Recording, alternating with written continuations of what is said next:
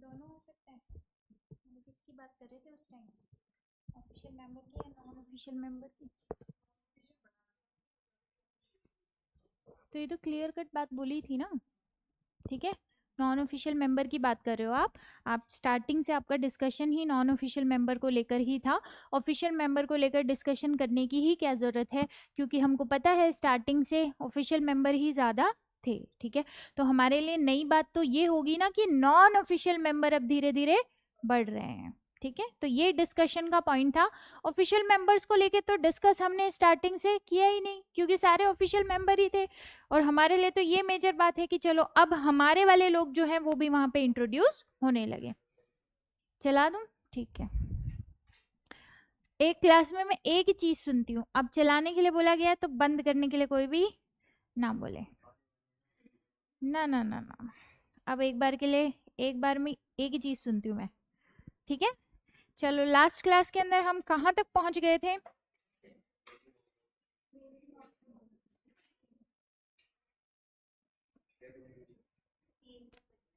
Scheme तक हमने कर लिया था, कुछ लिखा था इस चीज के अंदर? 1 मिनट का टाइम दो मुझे, क्या बोला था मैंने?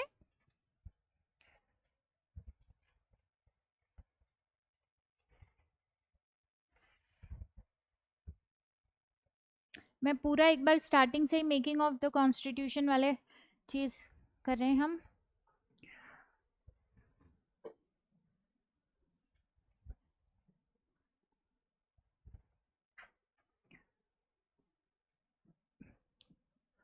क्या क्राउन रूल के बाद 1947 तक सारी चीजें क्लियर थी हमारी?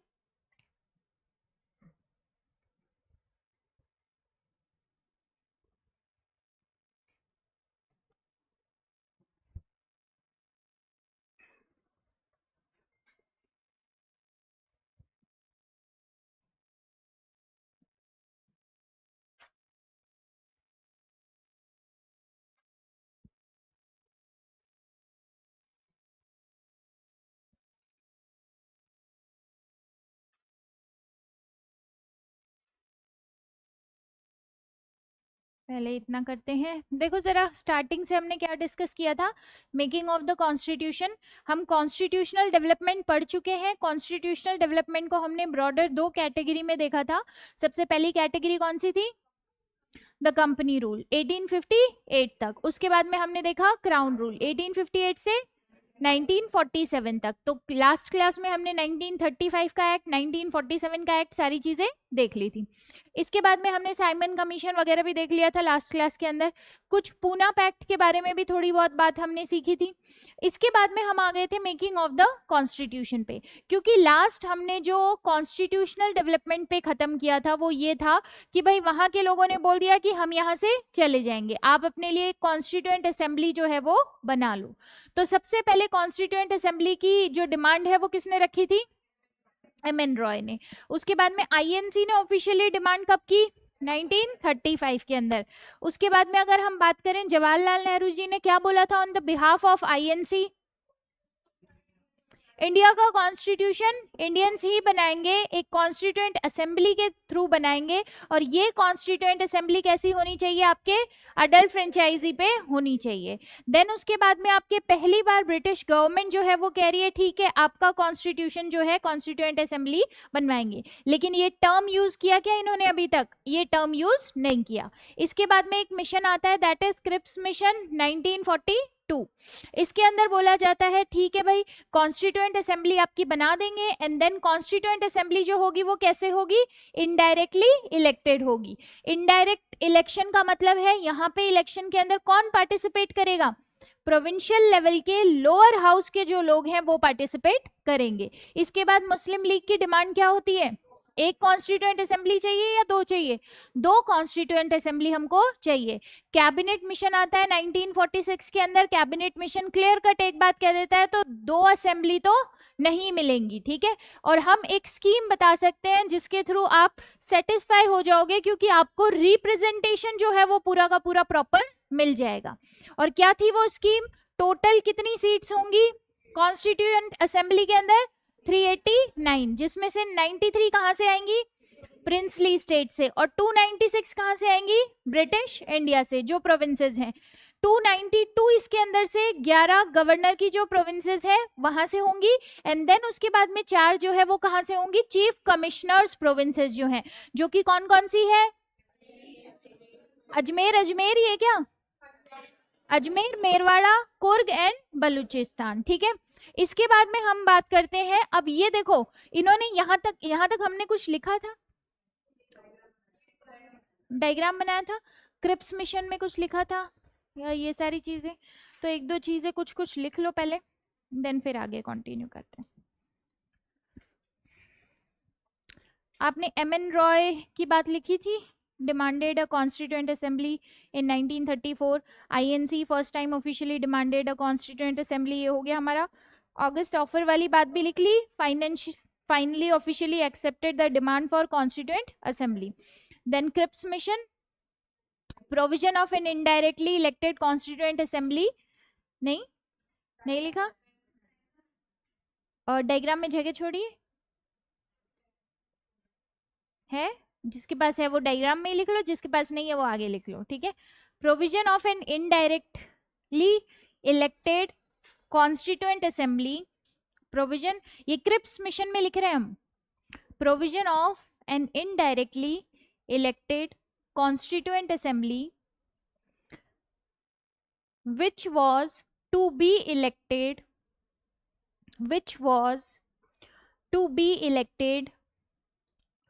by the member of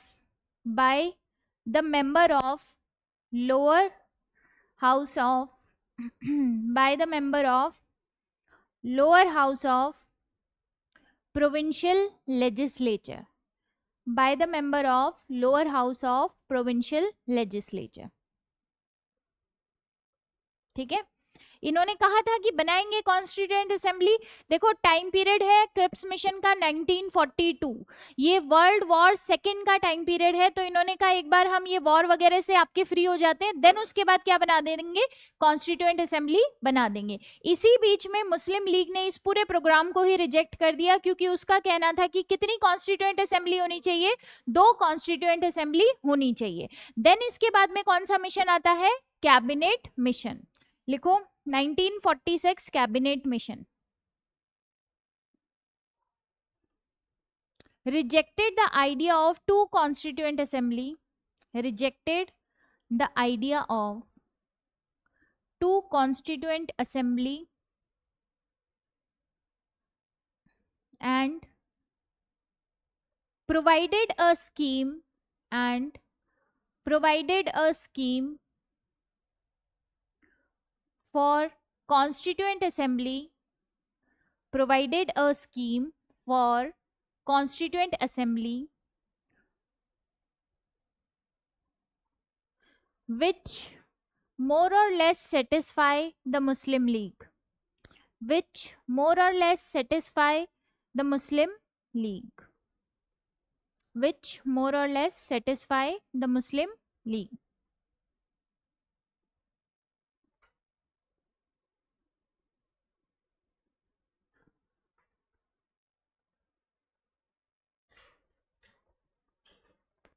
ठीक है, जब ये स्कीम प्रोवाइड की गई थी तब तो मुस्लिम लीग जो है वो सेटिस्फाई थी, पार्टिसिपेट उन्होंने भी इसके अंदर किया था, लेकिन हमने क्या बोला था कि जब फाइनल रिजल्ट आएंगे उसके बाद में मुस्लिम लीग इसको बिल्कुल ही रिजेक्ट कर देगी और बोलेगी कि अब हम इसको बायकॉट करते हैं और अब हम यहाँ से जा रहे हैं। क्लियर है?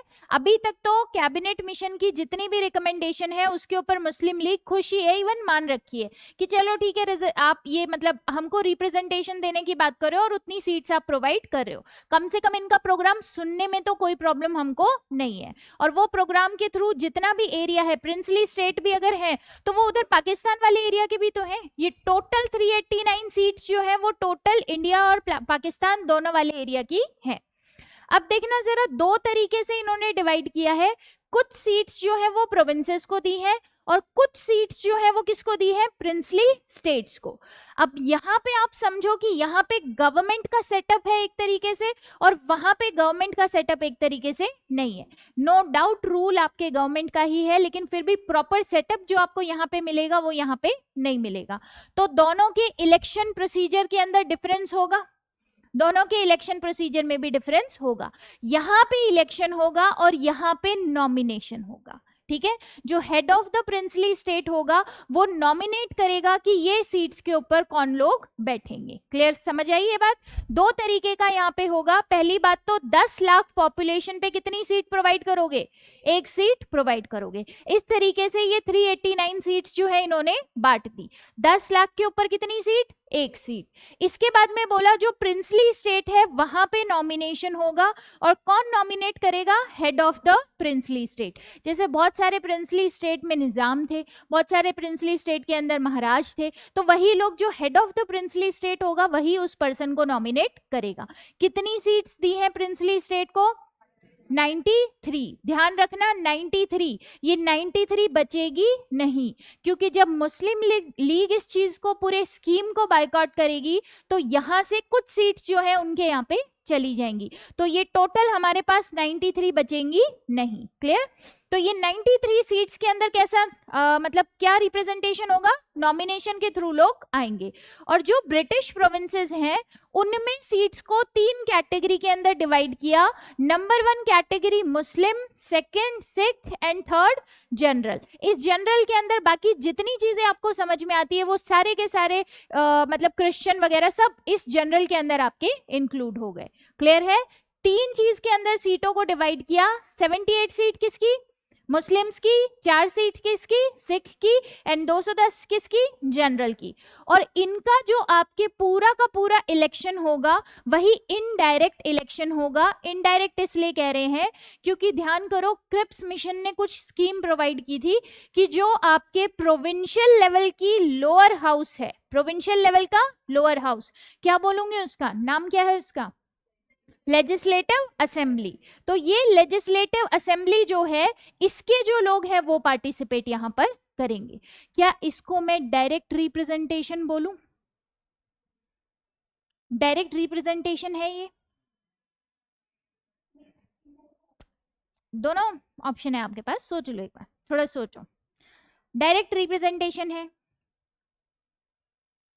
प्रणव हाँ बोल रहे हैं तो हाथ खड़ा करें, है? ठीक है, इनडायरेक्ट रिप्रेजेंटेशन है। क्वेश्चन एक बार दोबारा बोल दो मैम, मैं सुन नहीं रही थी, है ना? दोबारा से सुनना, दोबारा से सुनना। ये सारी सीट्स 389 सीट्स हमने डिवाइड कर दी, हमने मतलब ब्रिटिशर्स ने डिवाइड की। ये प्लानिंग आपको कौन प्रोवाइड कर रहा है, कल की क्लास से ब्रिटिशर्स आपको ये प्लानिंग प्रोवाइड करें कि भाई आपको कॉन्स्टिट्यूएंट असेंबली चाहिए ना, आप इतना टाइम से चिल्ला रहे हो कॉन्स्टिट्यूएंट असेंबली चाहिए, ठीक है बना लो कॉन्स्टिट्यूएंट असेंबली। और कैसे बनाओगे, उसके अंदर लोग कैसे आएंगे, क्योंकि जवाहरलाल नेहरू ने तो बहुत ज्यादा जोश में आके ये चीज कह दी ना, भाई हमारा संविधान हम बनाएंगे, हमको आप लोग नहीं चाहिए। तो ये लोग हमको स्कीम प्रोवाइड कर रहे हैं, भाई बना तो लोगे, आप संविधान कैसे बनाओगे? हाँ जी,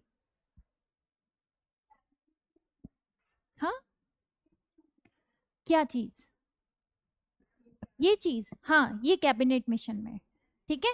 कल की क्लास हम देख लें, थोड़ा सा जो नोट्स छूटा है वो देख लेना, ठीक है।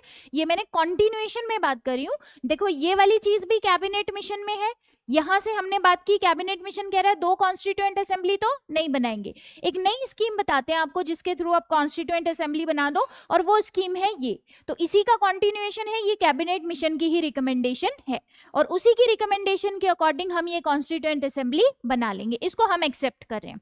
अब इसके अंदर जो सीट्स हैं वो कुछ सीट्स ब्रिटिश प्रोविंसेस को दी इन्होंने, कुछ प्रिंसली स्टेट को। प्रिंसली स्टेट में कह रहे हैं नॉमिनेशन के थ्रू आ जाएंगे। जो ब्रिटिश प्रोविंसेस से सीटें हैं उनको 3 कैटेगरी में डिवाइड कर दी, सबसे पहले मुस्लिम, सिख एंड जनरल। तो ये 3 कैटेगरी की जो सीट्स हैं वो आपके बटेंगी। अब बंटने के बाद में यहाँ पे इलेक्शन होगा, और इलेक्शन कैसा हो रहा है, ये जो प्रोविंशियल लेवल है, ये सेंटर लेवल और ये प्रोविंशियल लेवल। प्रोविंशियल लेवल में जो लोअर हाउस है that is legislative assembly, upper house को क्या बोलते हो, लेजिस्लेटिव काउंसिल। ये कह रहे हैं लेजिस्लेटिव असेंबली में जो लोग बैठे हैं वो इस इलेक्शन के अंदर पार्टिसिपेट करेंगे। तो ये इलेक्शन डायरेक्ट है या इनडायरेक्ट है, डायरेक्ट है,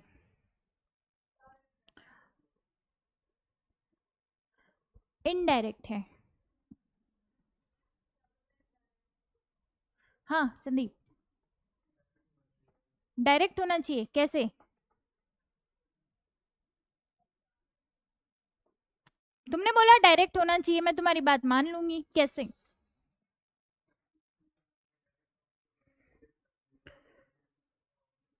एक मिनट वापस बोलना अपनी लाइन।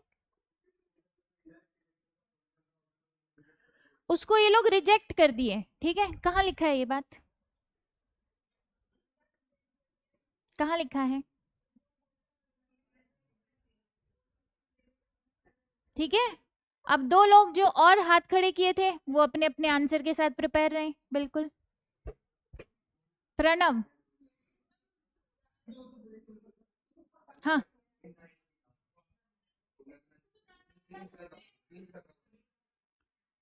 अरे रुको भाई, हाँ हाँ प्रणव, हम्म हम्म हम्म, ठीक है। आकाश, क्या है, तुमने तो अपना आंसर ही चेंज कर दिया कि बहुत सारे बच्चे उधर बोल रहे हैं तो इधर ही बोल ले। हाँ हमारा क्या डाउट है, हाँ ये कहाँ से चल रहा है, अच्छा ये थोड़ा बीच में पता नहीं कहाँ से ही आ गया, क्या करें इसका। देखो हम उनको चिल्ला चिल्ला के कह रहे हैं, मैं थोड़ा सा एक बार,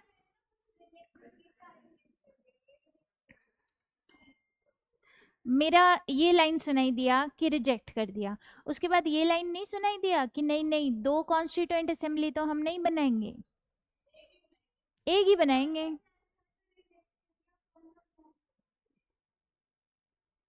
कौन सा प्लान था जो रिजेक्ट कर दिया, प्लान इन्होंने बनाया था पिज्जा बैठ के खाएंगे, मूवी देखेंगे, और इन्होंने रिजेक्ट कर दिया। दोबारा से एक बार समझ लो क्योंकि अभी ये आगे कंटिन्यूएशन में चलेगा इसलिए, ठीक है। एक बार मैं दोबारा से ये चीज रिपीट कर रही हूँ, ध्यान से समझना।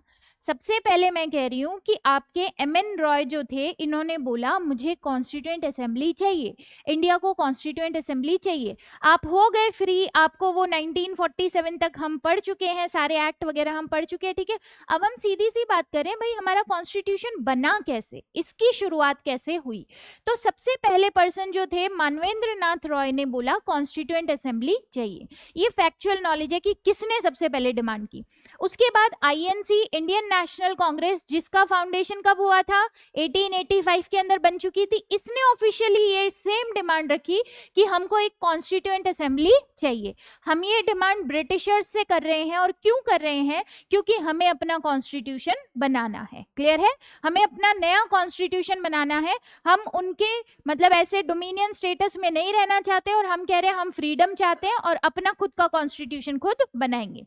फिर आते हैं जवाहरलाल नेहरू जो कह रहे हैं इंडियन का कॉन्स्टिट्यूशन इंडियंस ही बनाएंगे, बाहर के लोग उसके अंदर पार्टिसिपेट नहीं करने चाहिए, और इसके लिए हमें जरूरत है एक कॉन्स्टिट्यूएंट असेंबली की। संविधान सभा होनी चाहिए जो बैठ के डिस्कस करे कि हमको हमारे संविधान में क्या चीजें डालनी है और क्या चीजें रिमूव करनी है, क्लियर है। उसके बाद इन्होंने कहा और ये कैसे बननी चाहिए, अडल फ्रेंचाइजी पे। इसका मतलब क्या है, जितने लोगों की एज हो चुकी है वोटिंग करने की, वो सारे पार्टिसिपेट करेंगे, वो सारे क्या करेंगे, पार्टिसिपेट करेंगे, क्लियर है इतनी बात, सारे पार्टिसिपेट करेंगे। तब मैं उसको बोलूं डायरेक्ट इलेक्शन, तब मैं बोलूं मैं डायरेक्ट पार्टिसिपेट कर रही हूं, मैं जाके वोट दे रही हूं, इसका मतलब डायरेक्ट इलेक्शन इस चीज के लिए होंगे, ठीक है।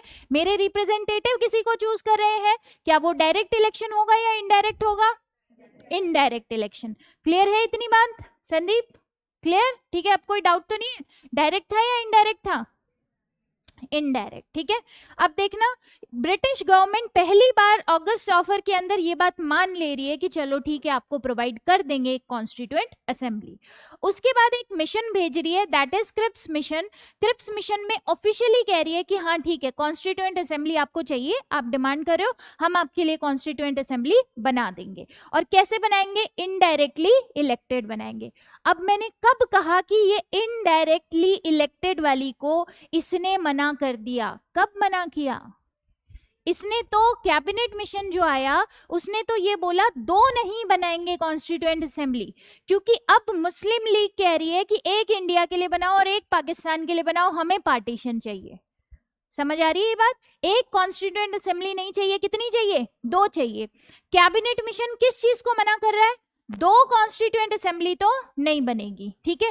आप स्कीम सुन लो जो मोर और लेस आपके मुस्लिम लीग को सेटिस्फाई इस टाइम पीरियड तक तो कर देती है। और स्कीम क्या है कि कॉन्स्टिट्यूएंट असेंबली के अंदर टोटल स्ट्रेंथ कितनी होगी? 389। 296 कहां से आएंगे? British India. अभी ये सारी सीट्स इंडिया पाकिस्तान दोनों एरिया को मिलाकर है, ठीक है। ये इंडिया वाला पार्ट भी है और पाकिस्तान वाला पार्ट भी है। और यहाँ पे भी 292 सीट कहां से आएंगी? 11 गवर्नर की प्रोविंसेस और कुछ 4 जो है, जैसे आज के टाइम में यूनियन टेरिटरीज, वैसे ही चीफ कमिश्नर के अंडर में कुछ आपके प्रोविंसेस रखी गई थी, 4 सीट जो है उनको प्रोवाइड कर दी गई। और 93 सीट्स कहां से आएंगी? आपके प्रिंसली स्टेट से। अब हम कह रहे हैं कि जो प्रिंसली स्टेट से आएगी सीट, ये जो 93 सीट है, इनके लिए तो नॉमिनेशन होगा। क्या होगा? नॉमिनेशन। और नॉमिनेशन कौन करेगा? कौन नॉमिनेट करेगा? Head of the princely state. लेकिन ये जो सीट्स आएंगी इनके लिए क्या होगा? इलेक्शन होगा। और इलेक्शन में कौन पार्टिसिपेट करेगा? पार्टिसिपेट करेंगे आपके यहाँ के लेजिस्लेटिव असेंबली के मेंबर। क्लियर है? इसका मतलब मैं ये एक बड़ा स्टेटमेंट कह सकती हूं कि ये जो कॉन्स्टिट्यूएंट असेंबली बनी ये पार्टली इलेक्टेड है और पार्टली आपके नॉमिनेटेड है, ठीक है। कह सकते हैं कुछ पार्ट इसका इलेक्टेड है और कुछ पार्ट क्या है? नॉमिनेटेड है। क्लियर? क्लियर चीज है यहाँ पे। और इलेक्शन कौन सा हुआ? ये इनडायरेक्ट इलेक्शन हुआ, क्योंकि आपके रिप्रेजेंटेटिव्स जो है उन्होंने उनको चुना है। अब जब क्रिटिसिज्म की बात आएगी, इसको क्रिटिसाइज करना होगा, तो एक पर्सन तो यही बोलेगा ना, डायरेक्ट इलेक्शन कहा था, डायरेक्ट आपका रिप्रेजेंटेशन कहा था। क्लियर है? ठीक है। लेकिन आप उसको काउंटर कैसे करोगे फिर? आपके ही रिप्रेजेंटेटिव्स थे वो।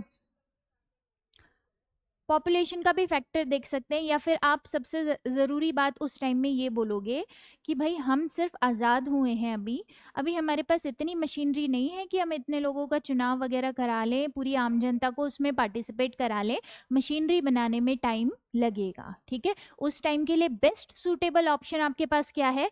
वही इनडायरेक्ट इलेक्शन। तो आपने वो काम करवा लिया। आने वाले टाइम में फिर आप डायरेक्ट इलेक्शन कराने की बात करोगे। था क्या मशीनरी तुरंत हमारे पास? नहीं था ना। पावर तो हम ले रहे हैं उनसे, लेकिन तुरंत सारी चीजें हैंडल कर लेंगे क्या? नहीं। जनरल इलेक्शन कब होंगे? 1951-52 के अंदर पहली बार आपके जनरल इलेक्शन होंगे। आजाद तो आप कब हो गए? 47 के अंदर। लेकिन 51-52 तक लगा ना टाइम आपको जनरल इलेक्शन कंडक्ट करवाने के लिए। समझ आ रही है बात? तो उस टाइम में जो मशीनरी है वो उतना ही काम कर पाई। तो इसलिए हम कह सकते हैं इस पूरे सिस्टम को कि ये पार्टली इलेक्टेड है and partly nominated constituent assembly है। क्या क्लियर है यहां तक? इस डायग्राम को बनाना है, लेकिन यहां पे मैं कुछ लाइन लिखवाऊंगी। Election of constituent assembly, election of constituent assembly. हाँ ये तो हो गया आज, ये तो पहले ही डिसाइड हो गया आज। मैं हाँ क्या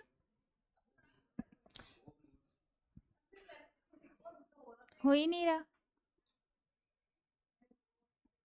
साइड हो जाऊं? फिर मैं कैमरे में कैसे दिखूंगी बताओ? लेकिन ये बनाना मत, जो लाइन में लिखा रही हूँ वो लिखो। सबसे पहले आपने लिखा election of constituent assembly, one representative was elected, one representative was elected और एक देखो प्रीति ने एक आंसर दिया है, proportional representation by single transferable vote. बिल्कुल, इनडायरेक्ट इलेक्शन थे, proportional representation by single transferable vote. क्या होता है प्रोपोर्शनल रिप्रेजेंटेशन? किसी चीज के प्रोपोर्शन में आप रिप्रेजेंटेशन उसको दे रहे हो। 10 लाख की पॉपुलेशन पे एक सीट प्रोवाइड कर रहे हो, ठीक है। देन सिंगल ट्रांसफरेबल वोट, कि एक बार वोट देना बस, 1 वोट 1 वैल्यू।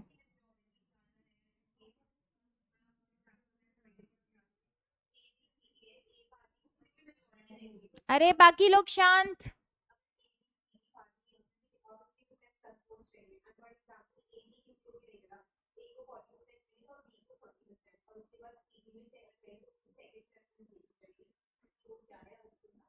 ठीक है, हाँ वैसे ही क्या, वो और ये सिंगल ट्रांसफरेबल वोट सेम है उस टाइप का। सिंगल ट्रांसफरेबल वोट का मतलब है, हम समझेंगे इसको जब पूरा प्रेसिडेंट हम पढ़ेंगे तो पूरा ये प्रोसीजर समझेंगे, पीआरएस प्रोपोर्शनल रिप्रेजेंटेशन सिस्टम और सिंगल ट्रांसफरेबल वोट क्या होता है। नॉर्मली अगर मैं बता दूं तो सिंगल ट्रांसफरेबल वोट का मतलब होता है कि आपके पास चार, जैसे फॉर एग्जाम्पल आपके पास चार प्रेफरेंसेज है, आप अपनी अपनी प्रेफरेंस दे रहे हो कि नंबर 1 पे मैं इसको चाह रहा हूँ बनाना, नंबर 2 पे इसको, नंबर 3 पे इसको बनाना चाह रहे हैं, ठीक है। आपको दो प्रेफरेंस देनी है, दो दे दो, तीन देनी है तीन दे दो, चार देनी है चार दे दो, ठीक है। उसके बाद में जिसको सबसे कम प्रेफरेंस मिलेगी उसको हम आउट कर देंगे वहां से, और जिसको, और उस बंदे को जिसको सबसे कम प्रेफरेंस मिली है उसके कुछ वोट्स को हम बाकी में ट्रांसफर करेंगे, ठीक है। बाकी में ट्रांसफर करेंगे, इसलिए हम कह रहे हैं सिंगल ट्रांसफरेबल वोट। कुछ वोट्स को हम ट्रांसफर करेंगे। अब ये किस प्रोसीजर से करेंगे ये हम कब समझेंगे, जब हम राष्ट्रपति के चुनाव देखेंगे, ठीक है। प्रेसिडेंट के इलेक्शन में हम ये चीज क्लियर कट समझ लेंगे, क्योंकि वहां पे हमारे पास सिंपल तरीके से हमको ये चीज समझ में आ जाती है प्रेसिडेंट के इलेक्शन में। PRS system, that is proportional representation system by single transferable vote. Clear? हाँ, लाइन क्या लिखी आपने? One representative was elected for a population of 10 lakhs. For a population of 10 lakhs.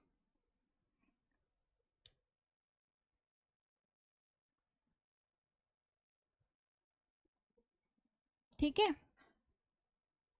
बाकी ये दोनों ऐसा का ऐसा बना लो, फिर उसके बाद आगे क्या लिखना है देखो, आपको ये नहीं लिखना, पहले बता रही हूँ, ये मत लिखना अभी।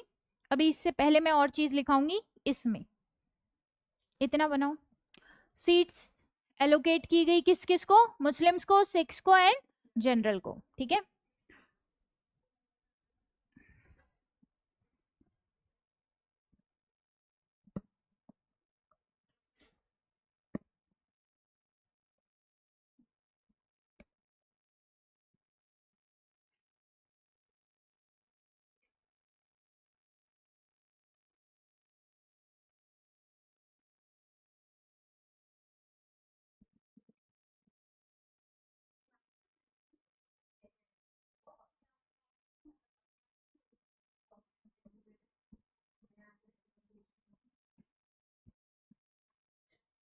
हेड नॉमिनेट करेगा। देखो वहां पे भी अल्टीमेट गवर्नमेंट का वो सेटअप नहीं है जो आपके ब्रिटिश प्रोविंसेस के अंदर है, लेकिन सेटअप है, ठीक है। तो वहां पे भी जैसे आप राजा महाराजा के टाइम में भी देखते हो, अब तो खैर वो नाम के राजा, नाम के महाराजा हैं, बिकॉज ब्रिटिश गवर्नमेंट का तो पूरा का पूरा रूल है। वो चीज ये थी कि उनका सिस्टम बिगाड़ा नहीं जाएगा। क्यों नहीं बिगाड़ा जाएगा? बिकॉज वो उस चीज के लिए अलाउ कर रहे थे, हाँ भाई हम आपके अंडर में हैं, कोई दिक्कत नहीं है हमको उस चीज को एक्सेप्ट करने में, अधीनता स्वीकार कर ली, तो उन्होंने कहा चलो ठीक है, आपका सिस्टम जो है ये सेटअप आपका इसी तरीके से बना रहे। लेकिन अगर आप किसी भी सबसे एंशियंट टाइम के भी मतलब उसमें देखो सिस्टम में, तो क्या तब भी राजा की अपनी मंत्री परिषद होती है? होती है, जिससे वो सारी चीजें डिस्कस करता है। कुछ पावर राजा के पास होती है, कुछ पावर आपके इधर उधर होती है, ठीक है। तो ये सेटअप वहां पे भी था। क्लियर? क्योंकि वहां पे ऑफिशियल सेटअप गवर्नमेंट का वैसा नहीं है, लेकिन कंट्रोल पूरा का पूरा गवर्नमेंट का ही है, और ये सिर्फ नाम के रह गए थे बस।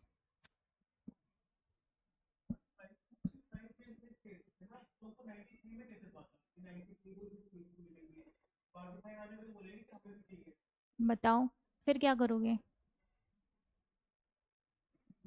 हाँ जी, बाकी लोग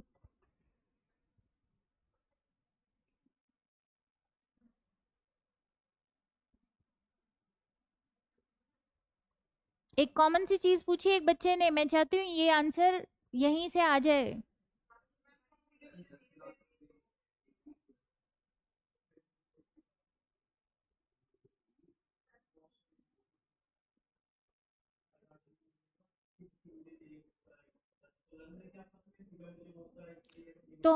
तो ब्रिटिश गवर्नमेंट पागल है? एक राजा बोलेगा मेरे को 10 सीट चाहिए तो उसको 10 सीट दे देंगे?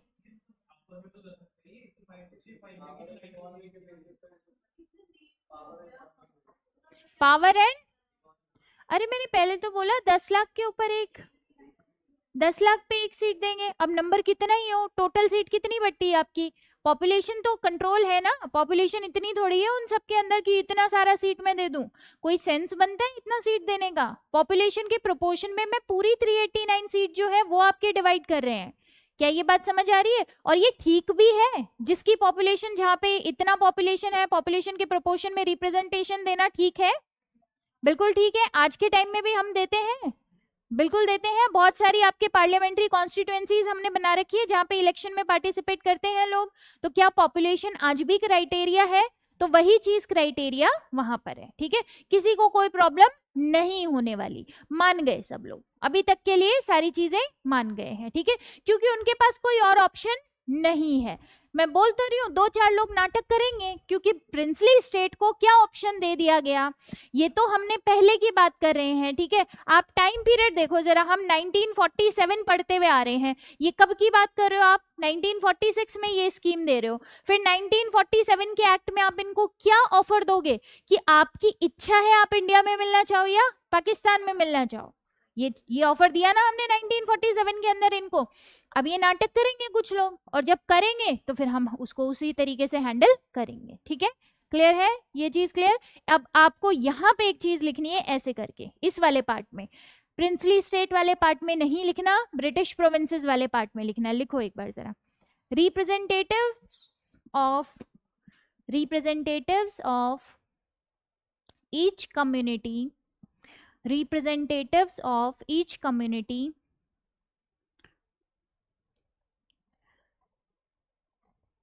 was to be elected by member of that community in provincial legislative assembly, in provincial legislative assembly,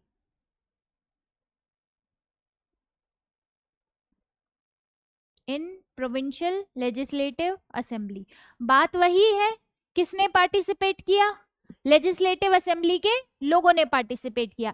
एक इंफॉर्मेशन थोड़ी सी आगे ये है कि जो एक पर्टिकुलर कम्युनिटी है, उसी कम्युनिटी के जो रिप्रेजेंटेटिव है उन्होंने ही पार्टिसिपेट किया। क्लियर है? लाइन पढ़ के देखो जरा, क्लियर है हमको ये? और सिस्टम क्या था यहाँ पे लिख लो, क्या सिस्टम था? Proportional representation system by single transferable vote, proportional representation system by single transferable vote. And ये इलेक्शन कैसा है? डायरेक्ट बोलूं या इनडायरेक्ट इलेक्शन बोलेंगे इसको? इनडायरेक्ट इलेक्शन, ठीक है। उसके बाद क्या होता है? इसके बाद ये इलेक्शन हो जाते हैं आपके जुलाई अगस्त 1946 के अंदर। अभी तक भी मुस्लिम लीग जो है वो आपके कुछ नहीं कह रही। देन रिजल्ट आता है, और रिजल्ट रहता है क्या? 208 सीट के ऊपर कौन है? Indian national Congress. 73 सीट्स किसको मिली? मुस्लिम लीग को। एंड कुछ कुछ सीट्स किसको मिली? कुछ छोटे छोटे या इंडिपेंडेंट लोग जो थे उनको। क्लियर है? अब इसके बाद में मुस्लिम लीग कह रही है कि हम इसका बहिष्कार कर रहे हैं, हम यहाँ पे नहीं रहेंगे, हम हमारी सीट लेके यहाँ से क्या कर रहे हैं? अब जा रहे हैं, ठीक है। रिजल्ट आने के बाद ये चीज हुई है, रिजल्ट तक तो सारी चीजें वो मान रहे थे, और लेकिन उनके भी ग्रुप के अंदर सारा डिस्कशन वगैरह सारी चीजें चल रही थी। माइंड मेकअप उनका पहले ही हो गया था, जब उन्होंने 2 कॉन्स्टिट्यूएंट असेंबली मांगी थी तभी पार्टीशन प्लान वगैरह की बात उन्होंने कर दी थी, पहले से ही डिमांड चल रही थी। लेकिन लगा कि चलो कैबिनेट मिशन की जो बात है वो सुन ली जाए, ठीक है, अगर ये कह रहे हैं इलेक्शन करा के देख लिया जाए, कोई दिक्कत नहीं है। अब इन्होंने क्या बोला कि देखो 73 सीट मेरे को मिल मिल गई ना, ये 73 लोग मेरे कॉन्स्टिट्यूएंट असेंबली के लोग हैं, और अब हम इनको लेके जा रहे हैं, ये पाकिस्तान का कॉन्स्टिट्यूशन बनाएंगे। किसका कॉन्स्टिट्यूशन बनाएंगे? पाकिस्तान का कॉन्स्टिट्यूशन हमारे लिए बनाएंगे। इसके बाद में मुस्लिम लीग जो है इसके अंदर पार्टिसिपेट नहीं करेगी। रिजल्ट लिखे पहले हम, इलेक्शन लिख लेना, जुलाई अगस्त 1946। देन उसके अंदर कंक्लूजन क्या रहा?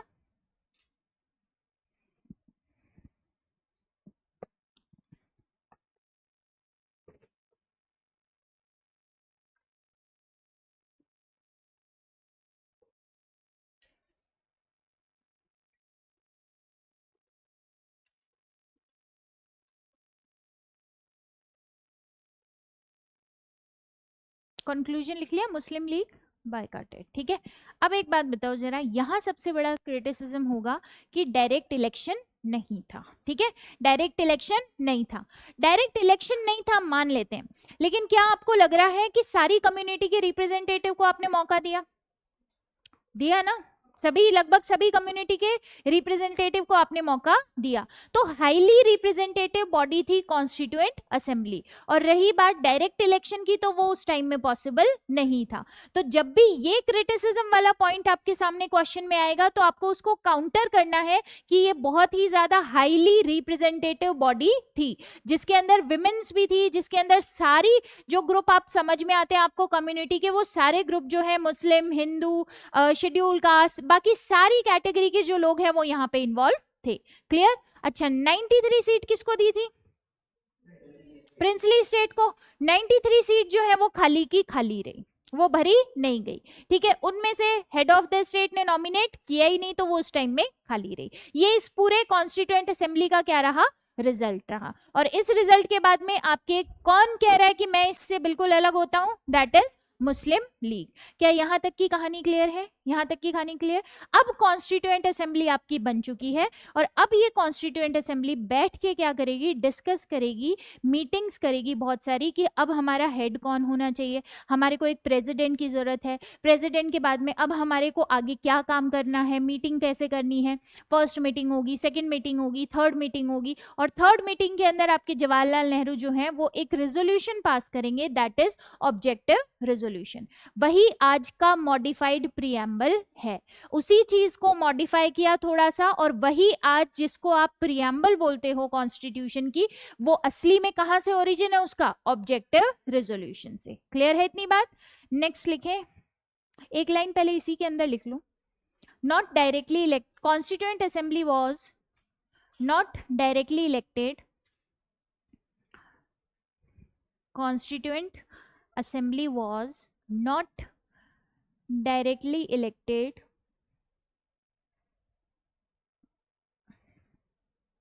but comprised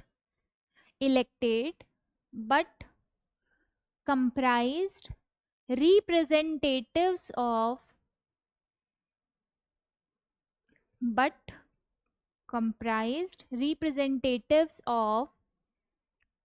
all sections of society, all sections of society, all sections of society। ठीक है, जैसे हिंदू, मुस्लिम, सिख, जो क्रिश्चियन है, सारे सेक्शन जो है वो यहाँ पे इंक्लूडेड थे। इसके बाद में मीटिंग होगी अब कॉन्स्टिट्यूएंट असेंबली की। तो पहली मीटिंग के अंदर मुस्लिम लीग जो है वो अपने 211 लोगों को लेके, 73 तो वो, और कुछ प्रिंसली स्टेट वाले एरिया के अंदर भी आएंगी सीट्स, तो उन दोनों को लेके आपके क्या हो गई? अलग हो गई। पहली ही मीटिंग के अंदर आपके मुस्लिम लीग ने बोल दिया कि हम इसका बहिष्कार करते हैं, हमको नहीं आना इसके अंदर, हमारे जो लोग हैं हमारे लिए कॉन्स्टिट्यूशन बना देंगे। अब पहली मीटिंग के अंदर आपको कोई प्रेसिडेंट भी डिसाइड करना पड़ेगा। ठीक है, तो प्रेसिडेंट जो आपने डिसाइड किए वो किए डॉक्टर सच्चिदानंद सिन्हा। ठीक है, ये परमानेंट नहीं थे, टेम्परेरी थे, क्योंकि आपने बोला एक बार एक बंदे को प्रेसिडेंट बना देते हैं टेम्परेरीली, फिर उसके बाद हम तरीके से सोचेंगे कि प्रेसिडेंट किसको बनाना है। तो फर्स्ट मीटिंग के अंदर आपके टेम्परेरी प्रेसिडेंट कौन थे? कॉन्स्टिट्यूएंट असेंबली के। किसके प्रेसिडेंट है ये? कॉन्स्टिट्यूएंट असेंबली के डॉक्टर सच्चिदानंद सिन्हा। सेकंड मीटिंग हुई दिसंबर 11 1946 के अंदर। तब आपने बोला कि अब हमको एक प्रॉपर प्रेसिडेंट की जरूरत है, जो कि कौन बनेंगे, राजेंद्र प्रसाद, और वाइस प्रेसिडेंट बनाया इन दोनों लोगों को। ठीक है, ये राजेंद्र प्रसाद किसके प्रेसिडेंट है, किसके प्रेसिडेंट की बात कर रही हूं मैं, कॉन्स्टिट्यूएंट असेंबली के प्रेसिडेंट की बात कर रही हूं। एंड देन थर्ड मीटिंग जो होती है 13 दिसंबर 1946, जिसके अंदर जवाहरलाल नेहरू जो है एक रिजोल्यूशन पास करते हैं, दैट इज ऑब्जेक्टिव रिजोल्यूशन। और ये ऑब्जेक्टिव रिजोल्यूशन जो है यही आज की आपकी क्या है, मॉडिफाइड प्रीएम्बल है। ठीक है, लिखो एंड पूछो।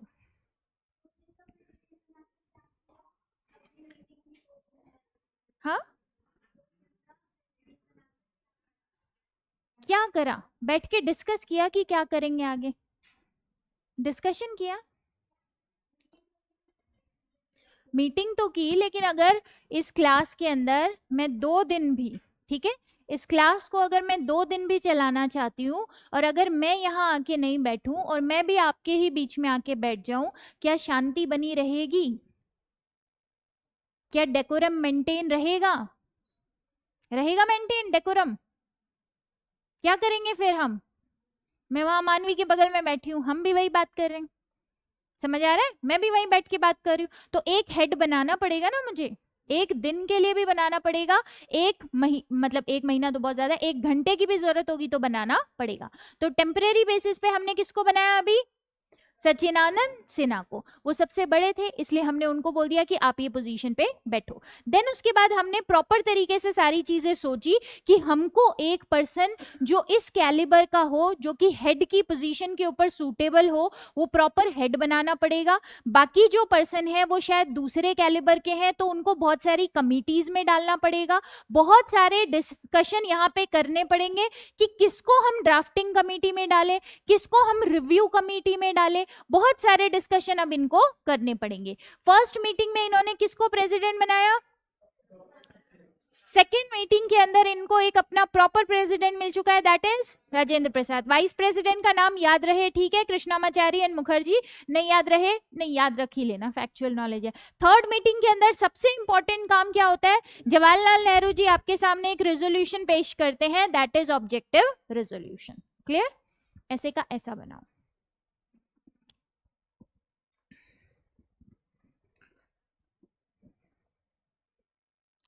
थर्ड वाले के अंदर आते आते रुक जाना, मैं लिखा ही देती हूँ उसको।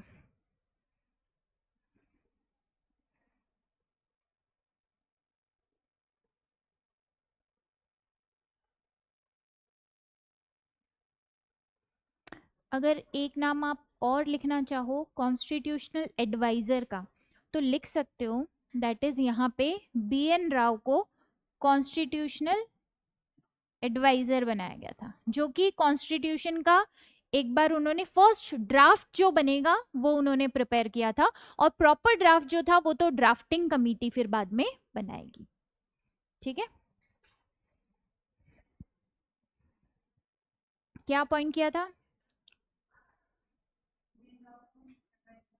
हाँ, फर्स्ट मीटिंग में क्या क्या लिखोगे, मुस्लिम लीग बॉयकॉटेड, ठीक है, मुस्लिम league boycotted,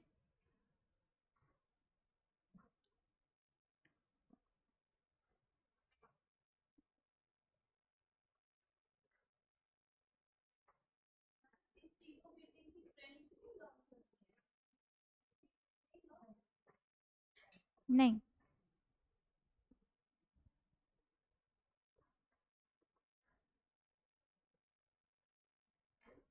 clear, temporary president, then उसके बाद में प्रॉपर इलेक्शन करके आप एक परमानेंट प्रेसिडेंट जो है, प्रॉपर प्रेसिडेंट जो है वो बना दोगे।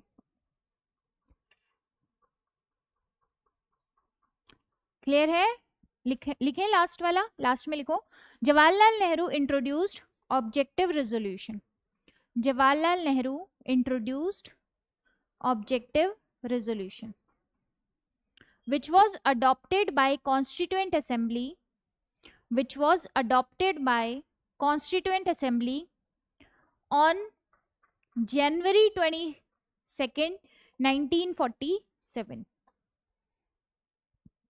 कब अडॉप्ट किया, और इसी को हम क्या कहते हैं, यही क्या है हमारे लिए, मॉडिफाइड प्रीएम्बल है। ठीक है, आज की प्रीएम्बल में क्या चीजें लिखी हुई हैं,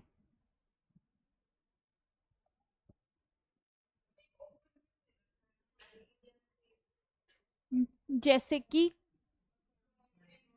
सॉवरेन है, रिपब्लिक है, ठीक है, सेक्युलर टर्म बाद में जोड़ दिया, ठीक है, डेमोक्रेटिक है, ठीक है, यही सब चीजें लिखी है। यही सब चीजें आपको ऑब्जेक्टिव रेजोल्यूशन के अंदर दिखाई दे जाएगी। ऑब्जेक्टिव रेजोल्यूशन जो है, एक second,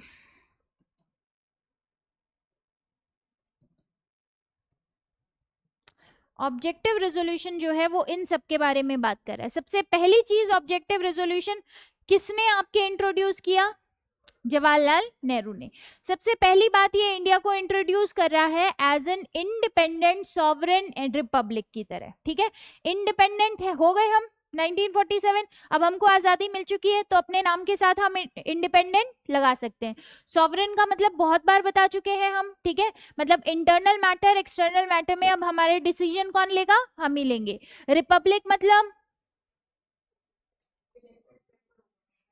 head of the state जो है वो इलेक्टेड होगा। ठीक है, एक हेड ऑफ द स्टेट होगा हमारे यहाँ पे, और वो हेड ऑफ द स्टेट होगा वो कैसा होगा, इलेक्टेड होगा। तो पहली बात तो आपके ऑब्जेक्टिव रेजोल्यूशन के अंदर ये बोला।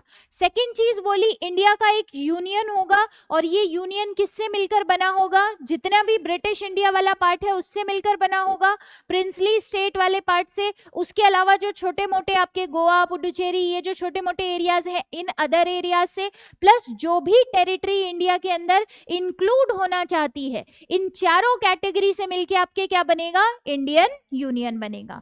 इसके बाद थर्ड बात ऑब्जेक्टिव रेजोल्यूशन में कही जा रही है, इस इंडियन यूनियन को ऑटोनॉमी प्रोवाइड की जाएगी। ऑटोनॉमी मतलब स्वायत्ता, मतलब आप अपने डिसीजन खुद ले सकते हो। रेजिडरी पावर किसके पास थी पहले, वायसराय के पास थी। ये कह रहे हैं रेजिडरी पावर जो है वो स्टेट्स को प्रोवाइड करो। किसको प्रोवाइड करो, स्टेट्स को प्रोवाइड करो। देन उसके बाद ये कह रहे हैं यहाँ पे अल्टीमेट पावर किसके पास होनी चाहिए, लोगों के पास, we the people of India. तो डेमोक्रेसी की बात कर रहे हैं ये, ठीक है, डेमोक्रेसी की बात करें। देन उसके बाद में कह रहे हैं लोगों को आप ये चीज प्रोवाइड करो, जस्टिस इक्वालिटी एंड फ्रीडम। क्या आपके कॉन्स्टिट्यूशन में आपको बहुत सारे टाइप की फ्रीडम प्रोवाइड की गई है, ठीक है, बहुत सारे टाइप की फ्रीडम आपको आर्टिकल 19 के अंडर में आपको प्रोवाइड की गई है। क्या आपका कॉन्स्टिट्यूशन जस्टिस की बात करता है, ठीक है, आपके सोशल लेवल पे पॉलिटिकल लेवल पे हर लेवल के ऊपर जस्टिस की बात हम करते हैं। क्या हम इक्वालिटी की बात करते हैं, बिफोर लॉ भी इक्वालिटी की बात करते हैं, सोसाइटी में भी करते हैं, और पॉलिटिकल लेवल पे भी हम क्या करते हैं, इक्वालिटी की बात करते हैं। मतलब हम सबको समान अवसर देने की बात करते हैं। तो ये चीजें जो है यहाँ के लोगों को प्रोवाइड की जाए। और कुछ कैटेगरी के जो लोग हैं जैसे माइनॉरिटीज हो गई, ट्राइबल एंड बैकवर्ड क्लासेस हो गई, एंड डिप्रेस्ड क्लास हो गई, इनको वेल प्रोटेक्शन की जरूरत पड़ेगी, और वो वेल प्रोटेक्शन आप इस कॉन्स्टिट्यूशन के अंदर प्रोवाइड करो। क्लियर है, डेमोक्रेसी की बात है, ऑटोनॉमी देने की बात है, लोगों को आपके जस्टिस इक्वालिटी फ्रीडम देने की बात है, देन उसके बाद में वेल प्रोटेक्शन देने की बात है जिनको रिक्वायरमेंट है। और किस किस को रिक्वायरमेंट है, backward class and depress class. इसके बाद में ये कह रहा है कि ये जो पूरा इंडिया है एंशियंट लैंड, इसका बहुत ज्यादा आपके प्रेस्टीज रखता है। एंशियंट टाइम से इंडिया वाला जो पार्ट है वो पूरे वर्ल्ड पीस को मेंटेन रखने के अंदर अपना कंट्रीब्यूशन देता आया है, और उस चीज को हम क्या करें, कंटिन्यू रखें। क्या एंशियंट टाइम से हम वर्ल्ड की बात कर रहे हैं, India as an India world peace के लिए काम करता आया है हमेशा से। आप बुद्धिज्म को देख लो तो समझ पाएंगे हम ये चीज कॉन्सेप्ट थोड़ा सा, कि भाई हाँ पीस की बात हम करते हैं, हमने पीस वाले आइडियोलॉजी जो है इधर उधर फैलाने का काम भी किया है। तो यही चीज जो हम प्रेस्टीज लेके रखते हैं, इंटरनेशनल जो हमारा स्टेटस है उसको हम आगे कंटिन्यू करें। और आपका कॉन्स्टिट्यूशन के अंदर भी ये चीजें मेंशन है। क्लियर है, कॉन्स्टिट्यूशन के अंदर फिर हमने बाय आर्टिकल ये चीज ऐड की कि हम इंटरनेशनल पीस एंड कोलैबोरेशन के लिए काम करेंगे। क्लियर, तो ये था आपके ऑब्जेक्टिव रेजोल्यूशन। पहली बात क्या है इसके अंदर, सेकंड किस किस से मिलके बनेगा वो यूनियन, ठीक है, और उसके बाद ऑटोनॉमी प्रोवाइड करो स्टेट्स को, देन डेमोक्रेसी की बात है, फिर अल्टीमेट पावर किसके पास है? लोगों के पास। और इन लोगों को क्या प्रोवाइड करो? जस्टिस, इक्वालिटी, फ्रीडम प्रोवाइड करो। एंड किसी किसी को वेल प्रोटेक्शन देने की जरूरत पड़ेगी, उनको वेल प्रोटेक्शन दो। और ये जो एंशियंट टाइम से आप ये जो प्रेस्टीज लेके बैठे हो, इसको कंटिन्यू रखो, ठीक है। वेलफेयर की बात करो, इंटरनेशनल वेलफेयर की बात आप करो, ठीक है। ये बनाओ पहले डायग्राम, फिर इसको लिखेंगे। प्रोटेक्शन, प्रोटेक्शन होता है पर्टिकुलर, आप रिजर्वेशन के वे में दो, आप स्कीम के वे में दो, आप प्रोग्राम के वे में दो, आप पॉवर्टी एलिवेशन की जितनी भी आपके स्कीम्स हैं, सारी चीजें वही है। प्रोटेक्शन मतलब प्रोटेक्शन, ठीक है। उसके मीन्स बहुत सारे हो सकते हैं, उसके तरीके बहुत सारे हो सकते हैं। हाँ, मेन है प्रोटेक्ट करना, उनके इंटरेस्ट को प्रोटेक्ट करना। रिजर्वेशन बेस्ट तरीका है तो वो दो, बिल्कुल। हाँ,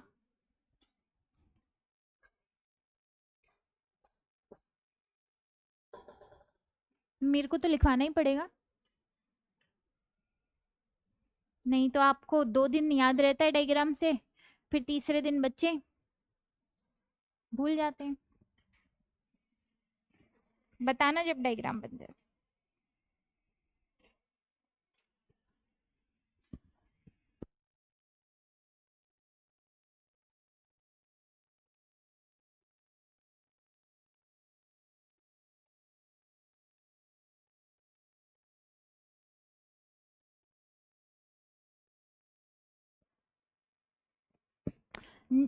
न्यूज किस किस ने पढ़ी आज? करंट अफेयर क्या पढ़ा मानवी?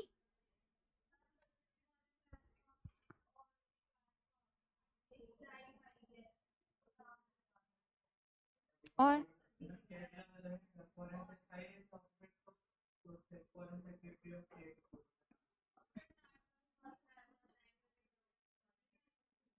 हाँ, साक्षी।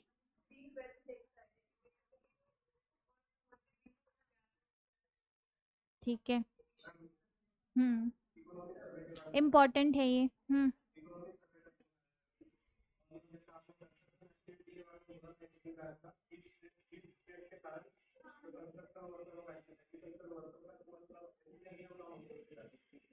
किसके कारण? हीट स्ट्रेस के कारण। हाँ, मैंने आपको बोला नहीं था, जब गर्मी बहुत ज्यादा पड़ रही थी, पहले आदमी पागल हो जाएगा इतनी गर्मी से, फिर उसके बाद मर जाए। और ठीक है, और बाकी लोग? इम्पोर्टेंट है।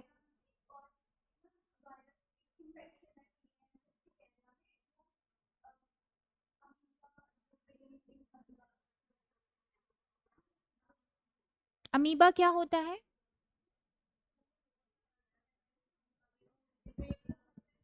ब्रेन को खा जाते हैं? एक है ऐसा, तो एक है तो मैं बोलती ब्रेन ईटिंग अमीबा। मैंने क्या बोला? सिंगल सेल ऑर्गेनिज्म है, फर्स्ट ऑर्गेनिज्म है सिंगल सेल, जो आया था कहीं से। यूनिसेलुलर ऑर्गेनिज्म बहुत सारे टाइप के होते हैं, that is one category is brain eating amoeba, ठीक है। सारे अमीबा ब्रेन ईटिंग नहीं होते। बन जाए तब बताना। और कुछ न्यूज?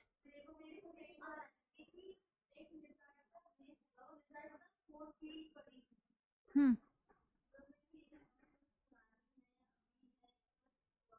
यूपीएससी से रिलेटेड नहीं है।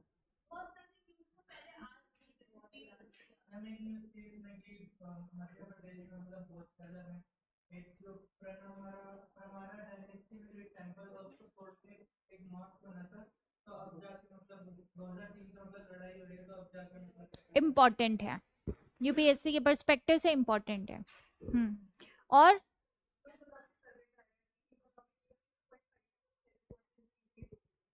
ठीक है। और किसी ने भी आज नीट वाला लाइव नहीं देखा क्या? लाइव हियरिंग आ रही सुप्रीम कोर्ट की नीट वाली।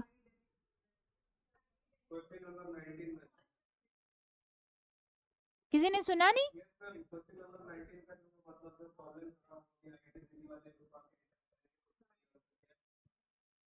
बट हमने देखा कितने लोगों ने? नहीं देखा। ऐसी चीजें देखा करो, सुना नहीं। आपको मजा आ जाता अगर आप देखते कि जितने भी लॉयर वगैरह हैं, जितने भी वो कोर्ट में लोग थे, वो जब अपने फैक्ट्स एंड फिगर रखते हैं तो वो सुनना चाहिए था आपको, ठीक है? बोरिंग नहीं होता है वो। अगर एक पॉलिसी मेकर की तरह देखोगे तो बिल्कुल भी बोरिंग नहीं लगेगा, मजा आएगा। गवर्नमेंट का पॉइंट ऑफ व्यू क्या है, गवर्नमेंट की साइड वाला बंदा क्या बोल रहा है, वहां पे सब अपनी बात रख रहे हैं ना, ठीक है? वहां पे वो लड़ाई झगड़ा चिल्लाना चिल्लूना नहीं कर रहे हैं, लेकिन प्रोफेशनली तरीके से अपनी बात सब रख रहे हैं, डिसएग्रीमेंट रख रहे हैं। तो इस तरीके की जो चीजें होती है वो देख लिया करो। और कितना बेटर इनिशिएटिव है कि गवर्नमेंट आपको, मतलब सुप्रीम कोर्ट आपको ऐसा लाइव इंटरेक्शन दिखा रहा है जिस चीज का, तो वो तो आपको देखना चाहिए। आज कम से कम घर जाके थोड़ा सा सुन लेना, ज्यादा नहीं तो थोड़ा सा सुन लेना। बाकी चीजें भी तो देखते ही हैं इधर उधर की, तो ये भी काम की चीज सुनना। क्लियर? क्या लिख लिया हमने डायग्राम? लिखना शुरू करें। ऑब्जेक्टिव रेजोल्यूशन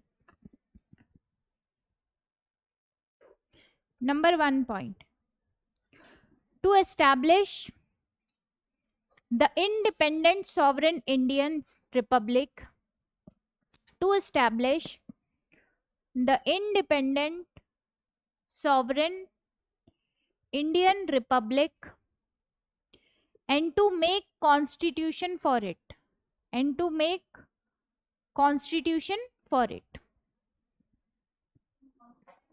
for it, इसके लिए एक कॉन्स्टिट्यूशन भी बनाना पड़ेगा ना हमको, ठीक है? मेन तो वही चीज के लिए बैठे हैं हम कॉन्स्टिट्यूएंट असेंबली के अंदर। Second point, constitution for it. अभी हम इधर उधर घूमने गए हैं तो वापस लौट के आ जाएं, ठीक है? फ्रेंड जो बताती है इंफॉर्मेशन जरूरी नहीं है वो यूपीएससी के से रिलेटेड हो। हाँ, कोई दिक्कत नहीं है, कोई प्रॉब्लम नहीं है उस चीज के अंदर, ठीक है? हम उस पे ज्यादा फोकस करें जो यूपीएससी के लिए। Second point, the following area should be included, the following areas should be included in independent Indian Union, in independent Indian Union।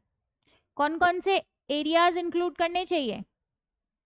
British India, princely state, other Indian territories, British India, princely state, other Indian territories, and fourth point is other states and territories which wants to join India, which wants to join India, ठीक है? नहीं हो रहा क्या? कितने लोगों को ठंड लग रही है? बहुत, हमको भी लग रही है, बहुत ज्यादा लग रही है। एक्सरसाइज किया करो थोड़ी। वो सर पे जोर से आ रहा है तब भी थोड़ा फिजिकल एक्टिविटी होनी चाहिए। होती है? कितना घंटा?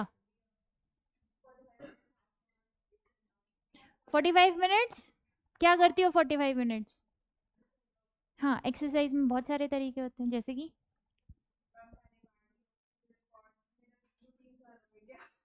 हम्म, हाँ, हम आपका रूटीन जानना चाहते हैं। जिम में करती हो, घर करती हो? घर पे करती हो? सही से कर रही हो? प्रॉपर? कैसे पता तुमको?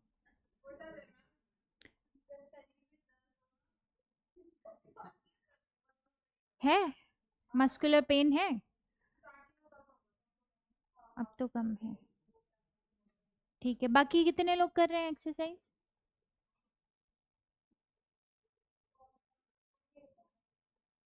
हम नहीं। हालांकि जिन लोगों ने हाँ बोला ना, उनको देख के लग नहीं रहा, ठीक है? और मैं ऐसा, आप ये मत सोचो मैं बॉडी शेमिंग एंड ऑल कर रही हूँ, नहीं, बिल्कुल नहीं। सबका बॉडी स्ट्रक्चर अलग होता है, बॉडी शेमिंग की तो कोई बात ही नहीं होती। बात होती है एक्टिविटी की, समझ आ रहा है? बात होती है आपके रिस्पॉन्स की। क्लियर? ठीक है। और रिस्पॉन्स कुछ लोगों का यहाँ पे बहुत अच्छा है, तुरंत बहुत क्लिक करने वाला रिस्पॉन्स है, तो उनमें से हम नहीं है जो एक्सरसाइज कर रहे हैं। तो इसलिए इसका रीजन ये हो सकता है कि शायद हम जो एक्सरसाइज कर रहे हैं वो हमारी बॉडी अडेप्ट कर चुकी है, उसको शायद नहीं लग रहा बॉडी को कि आप कोई फिजिकल एक्टिविटी कर रहे हो, तो कोशिश करो चेंज करने की, ठीक है, उसके अंदर डाइवर्सिटी लेकर आओ, चेंज करो। और हम क्या करते हैं मानवी? एरोबिक्स घर पे, ठीक है, हाँ दौड़ लेता हूँ, कहाँ से कहाँ तक? बस 3 किलोमीटर। तुम्हारी एज में तो 10-12 किलोमीटर तो होना ही चाहिए। हाँ प्रणब,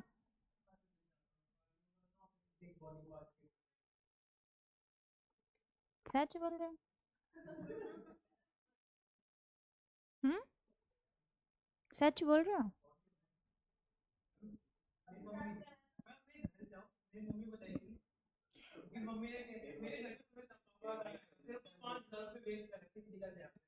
सिर्फ 5,000? लिखो। हाँ दोबारा से बोल रही हूँ, सेकंड पॉइंट ध्यान से सुनो, ठीक है। अच्छा ये डिस्कशन चलो फालतू की बातें तो साइड में होगी, मैं जेन्युइनली कह रही हूँ, अगर किसी की भी लाइफ के अंदर आपने फिजिकल एक्टिविटी इंक्लूड नहीं की है, आप डिफरेंस खुद ही देख लोगे।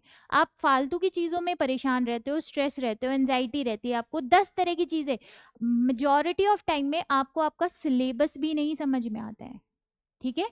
ये सिलेबस समझ में आ जाए, यही बहुत बड़ी आपका वो चीज होगी कि आपके कितनी बड़ी उपलब्धि होगी कि मेरे को ये सिलेबस समझ में आ गया। मैं आज गारंटी के साथ बोल सकती हूँ, मैं आप में से कितने लोगों को क्वेश्चन करूंगी ना, आप मुझे पूरा मेंस का पैटर्न नहीं बता पाओगे, एग्जाम वाइज ये नहीं बता पाओगे पहला पेपर किसका होगा, सेकंड पेपर किसका होगा, थर्ड पेपर किसका होगा, गारंटी है मेरी, नहीं बता पाओगे, ठीक है।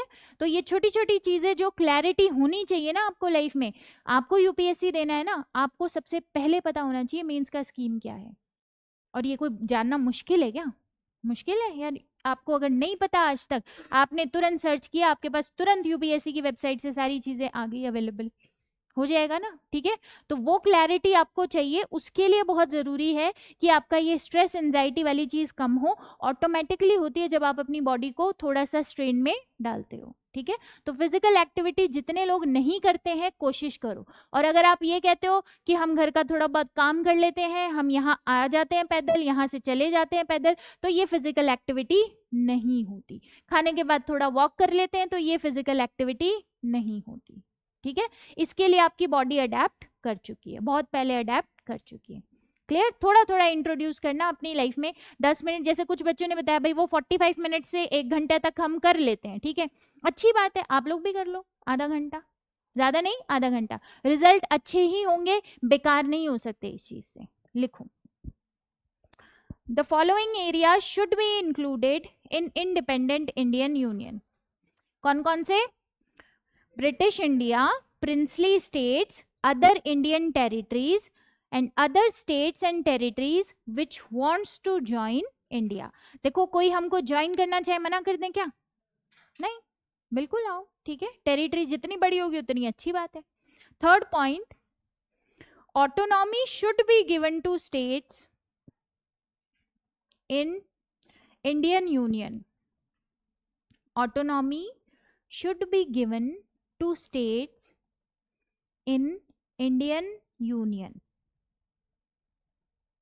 and residual power should be given to states and residual power should be given to states। देखो अब हम देंगे नहीं देंगे ये अलग बात है, ये हमारा कॉन्स्टिट्यूशन पढ़ेंगे तब हमको समझ में आएगी कि रेजिडेरी पावर हमने किसको दी, लेकिन ऑब्जेक्टिव रेजोल्यूशन में ऐसा कहा गया कि किसको दो, स्टेट्स को दो, ठीक है। Next point, all power and authority, all power and authority should be derived from people, should be derived from people। Bracket में एक वर्ड लिखोगे, that is democracy, that is democracy.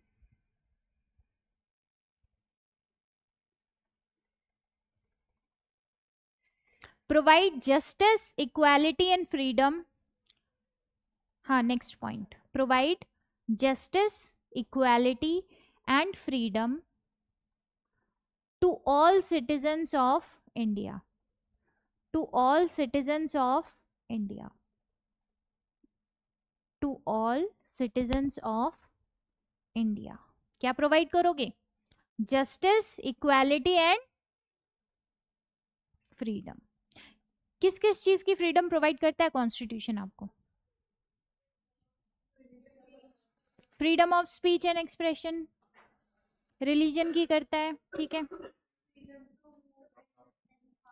Freedom, freedom to move, ठीक है. Profession, association, हाँ करता है ये सारी फ्रीडम प्रोवाइड आपको कॉन्स्टिट्यूशन, ठीक है. तो ये सारी कॉन्स्टिट्यूशन के अंदर फ्रीडम की बात हमने बाद में फिर ऐड की. मस्ट बी वेल प्रोटेक्टेड, रुको रुको ऐसे नहीं लिखो. 6 point, minorities comma backward and tribal communities, backward and tribal communities, comma depressed and other backward classes, depressed and other backward classes must be well protected, depressed and other backward classes must be well protected.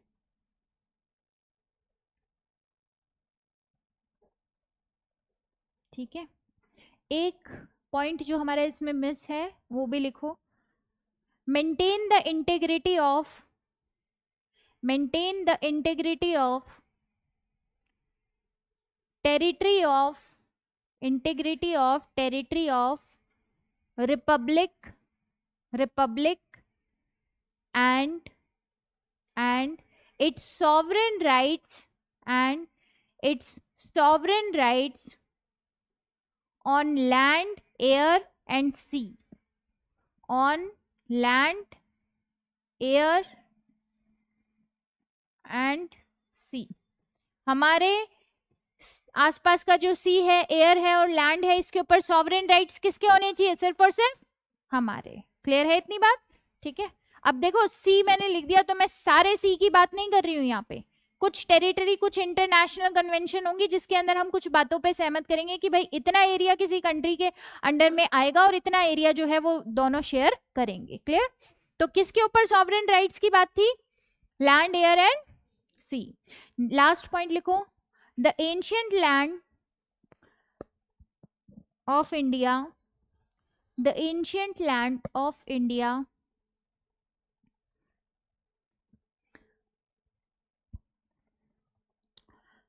have a honored place in world, have an honored place in world, and to maintain this honored place in world and to maintain this contribution to the promotion of world peace, contribution to the promotion of world peace and welfare of mankind, and welfare of mankind. मतलब आप world peace के लिए काम करोगे और welfare के लिए काम करोगे. क्या इंडिया आज भी अपनी पॉलिसी, इंटरनेशनल पॉलिसी ऐसी ही रखता है कि हम वेलफेयर के लिए काम करते हैं? ठीक है. और हम किसके लिए काम करते हैं? वर्ल्ड पीस के लिए काम करते हैं. हमारा नाम इन दोनों ही एरिया के अंदर क्या है? फेमस है. क्लियर है इतनी बात? अब जरा एक चीज समझना, कल की क्लास में हमने जितने भी एक्ट्स वगैरह देखे थे वो सारे एक्ट में हम खत्म कहाँ पे हुए थे? 1947 के ऊपर. हमने कॉन्स्टिट्यूएंट असेंबली की बात की आपके 1946 के अंदर. ये जितनी भी मीटिंग्स वगैरह की मैंने बात की, क्या ये 1946 की बात कर रही हूँ मैं? ठीक है. सारी डेट 1946 की है. अब क्या ये सब काम अभी तक हो चुके? अब ये आप सारा का सारा कॉन्स्टिट्यूएंट असेंबली जो है वो पूरा का पूरा बना चुके हो. अब हम कह रहे हैं कौन सा एक्ट आपके पास हो गया? जो हमने कल पढ़ा था, that is Indian independence act of 1947. तो अब इस एक्ट से कुछ चेंजेस आएंगे इस जो कॉन्स्टिट्यूएंट असेंबली बनी है उसके ऊपर. क्लियर? बात समझ आई? कॉन्स्टिट्यूएंट असेंबली पहले बन गई थी 1946 में, एक्ट पास हुआ है बाद में, फिर इंडियन इंडिपेंडेंस एक्ट 1947 के इनेक्ट होते ही कुछ चेंजेस आपके कॉन्स्टिट्यूएंट असेंबली के अंदर आएंगे ही आएंगे। क्लियर है इतनी बात? ठीक है, क्योंकि अब ब्रिटिशर्स ने क्लियर कट बोल दिया है कि जून 1948 तक हम यहां से टाटा बाय बाय करके निकल लेंगे। कल की क्लास में कह दिया था। तो अब देखना क्या क्या चेंजेस हम यहाँ पे देखते हैं। किसके अंदर चेंजेस की बात कर रही हूं मैं? कॉन्स्टिट्यूएंट असेंबली के अंदर। तो सबसे पहला चेंज जो मुझे दिखाई दे रहा है दैट इज कि अब कॉन्स्टिट्यूएंट असेंबली जो है वो फुल्ली सॉवरेन बॉडी बन गई है। फुल्ली सॉवरेन बॉडी का मतलब है अब ब्रिटिशर्स का रूल खत्म। अभी तक की जो कॉन्स्टिट्यूएंट असेंबली थी, क्या ब्रिटिशर्स ने स्कीम बताई हमको? उन्होंने बोला ऐसे बना लो, उन्होंने बोला इलेक्शन करा लो, उन्होंने सारी चीजें प्लानिंग वगैरह बताई, ठीक है। लेकिन अब एक लाइन यहाँ पे आ गई है कि ब्रिटिश रूल जो है वो खत्म। लिख लिया था हमने 1947 में, ब्रिटिश जो ये रूल है, अथॉरिटी जो है, ये कंप्लीटली खत्म। तो अब मेरी कॉन्स्टिट्यूएंट असेंबली कैसी बन गई है? Fully sovereign body. और इस कॉन्स्टिट्यूएंट असेंबली के अब दो काम है। पहला काम तो वही सेम चीज, making of the Indian constitution, कि कॉन्स्टिट्यूशन बनाना है तो उसके लिए सारा डिस्कशन, जो बातें करनी है सब बात कर लो और बताओ कि क्या हमारे कॉन्स्टिट्यूशन के अंदर होगा। सेकंड काम जो है कि ऑर्डिनरी लॉ की अब जरूरत पड़ेगी, क्योंकि अब सरकार जो है वो भी किसकी हो गई है? हमारी हो गई है। अभी तक ब्रिटिश सरकार की अथॉरिटी थी क्योंकि 1946 था, अब 1947 आ गया है, जब ये क्लियर कट हो चुका है कि ये लोग चले जाएंगे। और उन्होंने ऐसे बोला था ना, पावर हम आपके रिस्पॉन्सिबल हाथों में देकर जाएंगे, ठीक है।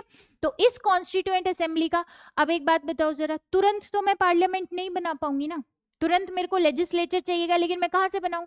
जब ब्रिटिश रूल ही खत्म हो गया, सारी अथॉरिटी वहां की खत्म हो गई, उनका सारा सिस्टम ही अब ढह रहा है, तो अब मैं कहाँ से तुरंत पार्लियामेंट लेकर आऊं? तो ये जो कॉन्स्टिट्यूएंट असेंबली है, अब ये कुछ टाइम तक कैसे काम करेगी? आपके पार्लियामेंट की तरह ऑर्डिनरी जो लॉ है वो सब बनाने का काम भी करेगी। क्या ये बात क्लियर है? ऑर्डिनरी लॉ मेकिंग का काम करेगी। कब तक करेगी ये काम? ये नवंबर 26, 1949। क्या हुआ था नवंबर 26, 1949 को? कॉन्स्टिट्यूशन बन चुका था। क्लियर है? तो अब कौन सा काम खत्म हो गया इसका? कॉन्स्टिट्यूशन मेकिंग का काम खत्म हो चुका। ये काम थोड़े टाइम तक और कंटिन्यू इसका रहेगा। फिर उसके बाद जब प्रॉपर पार्लियामेंट बन जाएगी, इलेक्शन हो जाएंगे, उसके बाद ये काम भी इसका खत्म। क्या यहां तक बात क्लियर है? सबसे पहला चेंज जो 1947 के एक्ट से आया कॉन्स्टिट्यूएंट असेंबली पे, फुल्ली सॉवरेन। क्योंकि अभी तक आप कितना ही सॉवरेन सॉवरेन चिल्ला लो, आपको किसने बताया है ये बनाना? ब्रिटिशर्स ने। नो डाउट आपने बनाई तो उसी प्रोसीजर से थी जो उन्होंने बताई, लेकिन अब ये लाइन आ गई ना कि ब्रिटिश रूल खत्म, यहां से खत्म, उनकी अथॉरिटी खत्म, पावर किसके हाथ में आने वाली है? मेरे हाथ में। तो कैसी बॉडी है? Fully sovereign body. Dual function है। पहला फंक्शन क्या है? कॉन्स्टिट्यूशन बनाना, दूसरा ऑर्डिनरी लॉ वगैरह की जरूरत अब हमको पड़ेगी। थर्ड चीज है, टोटल 389 जो लोग थे, अब आपके कितने बचे हैं? 299। क्योंकि शायद कुछ लोग टाटा बाय बाय करके चले गए, कुछ लोग टाटा बाय बाय करके चले गए, तो उसमें से कितने बचे हमारे पास? 299। जिसमें से ब्रिटिश प्रोविंसेस से कितने बचे? 229। एंड प्रिंसली स्टेट से कितने बचे? 70। क्लियर है? क्या पहले 70 का नंबर ज्यादा था? क्या पहले 229 का नंबर ज्यादा था? ज्यादा था, ठीक है। 296 ज्यादा था पहले नंबर।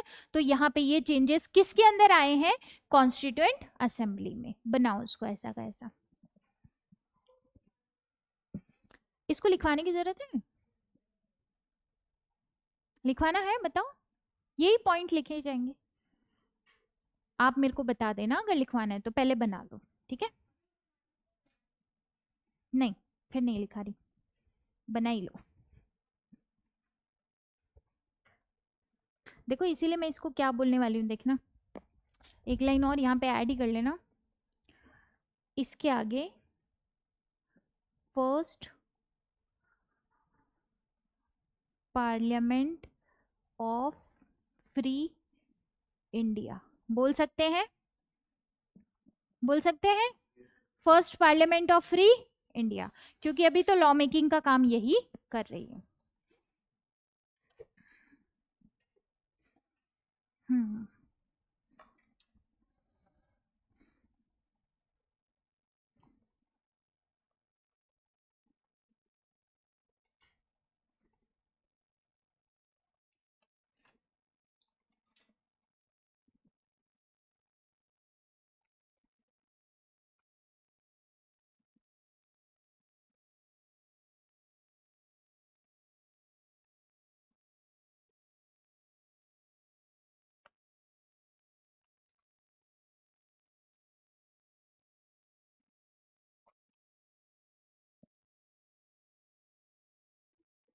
और एक चीज आप लोगों ने रट रखी होगी कभी तो, अगर कोई लूसेंट या कुछ भी बुक पढ़ी हो तो, आउट ऑफ 299 26 नवंबर 1949 तक कितने लोग प्रेजेंट रहेंगे वहां पे?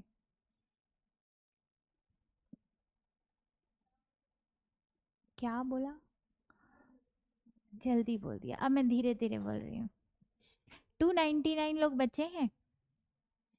जब कॉन्स्टिट्यूशन आपके अडॉप्ट कर लिया जाएगा, सारी चीजें हो जाएगी फाइनल डे पे, कितने लोग प्रेजेंट थे?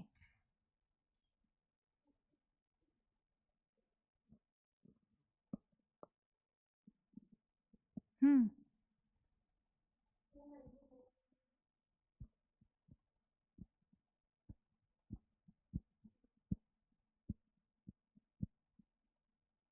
284। ठीक है, कितने? और अगर ये नंबर हमको याद नहीं है तो अच्छी बात नहीं है। ये मैं लिखा दूँ क्या?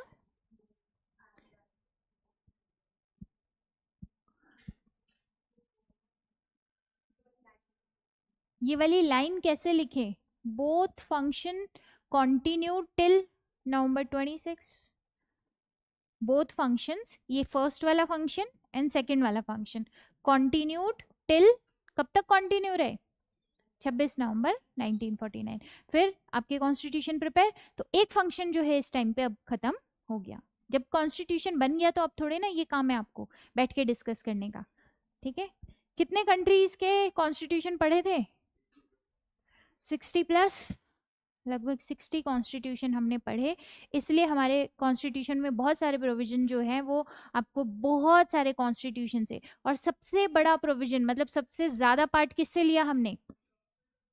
1935 से। ठीक है, कौन से एक्ट से? 1935 से। क्या क्लियर है यहाँ तक? क्लियर? वो लाइन लिख लो, out of 299, out of 299 only 284 were actually present, only 284 were actually present on the day, on the day of signing the constitution, on the day of signing the constitution।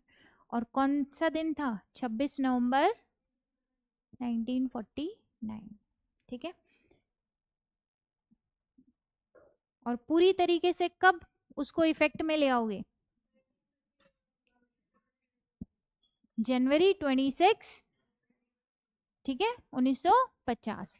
क्यों wait किया इतना?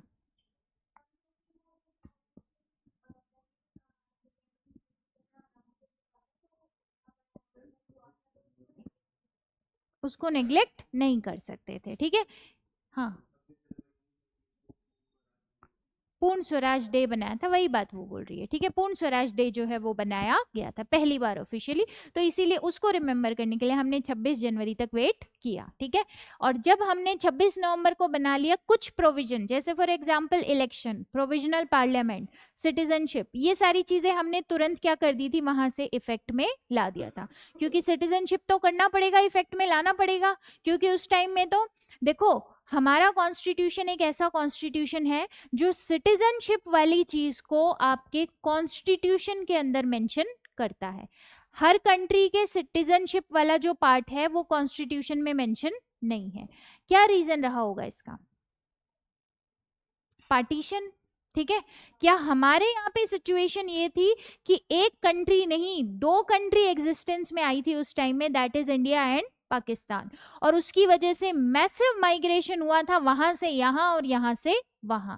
तो उस time period पे मेरे को decide करना बहुत ज्यादा जरूरी था कि किसको हम इंडिया का सिटीजन मानेंगे, ठीक है। सिटीजनशिप ऐसी चीज नहीं है जिसको कॉन्स्टिट्यूशन में ऐड किया जाता है। नॉर्मली वो एक लॉ मेकिंग की तरह रहता है, वो एक लॉ ही रहता है, ऑर्डिनरी लॉ की तरह, जिसके अंदर जब चेंज करना चाहो आप कर सकते हो। कॉन्स्टिट्यूशन में अमेंडमेंट करने की जरूरत नहीं होनी चाहिए, लेकिन हमने कॉन्स्टिट्यूशन में ऐड किया क्योंकि उस टाइम हमारे लिए बहुत ज्यादा जरूरी वो चीज थी। इतना बड़ा मैसिव माइग्रेशन वहां से यहाँ और यहाँ से वहां था, तो इसलिए प्रोटेक्शन कहाँ देना जरूरी था, कॉन्स्टिट्यूशन के अंदर। क्लियर। अब इसके बाद में कुछ फैक्चुअल नॉलेज लिख लो एज इट इज, बस लिख लेना और समझ लेना।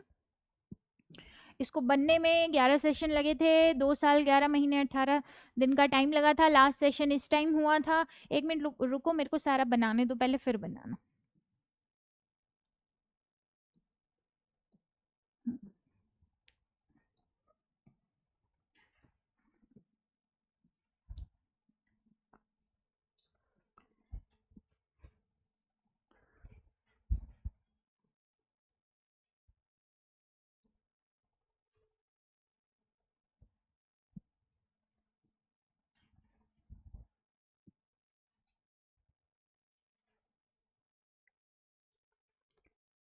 देखो जरा, ये क्या है, फैक्चुअल नॉलेज है।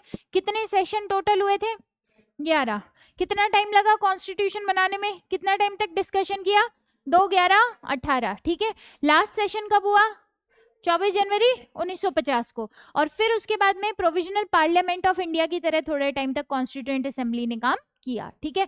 और जब कब तक किया, जब तक फर्स्ट जनरल इलेक्शन नहीं हो गए। और फर्स्ट जनरल इलेक्शन हमारे यहाँ कब हुए, 1951-52, ठीक है। 1800 मत लिख लेना, 1951-52 बना लो उसको एज इट इज।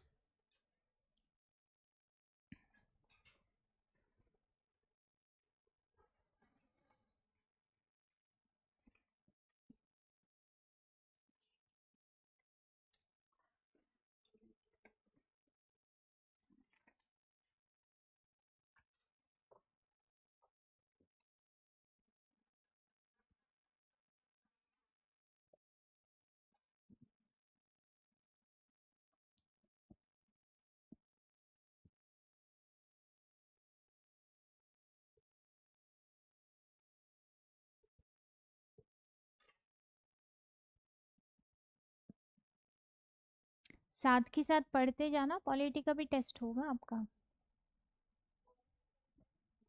होगा, बता दूंगी मैं।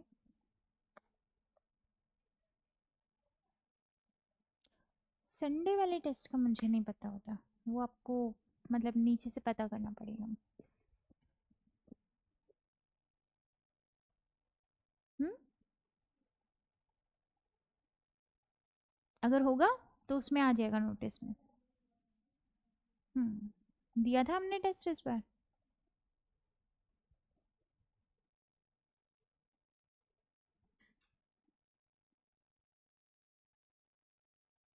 किस किस ने दिया था टेस्ट,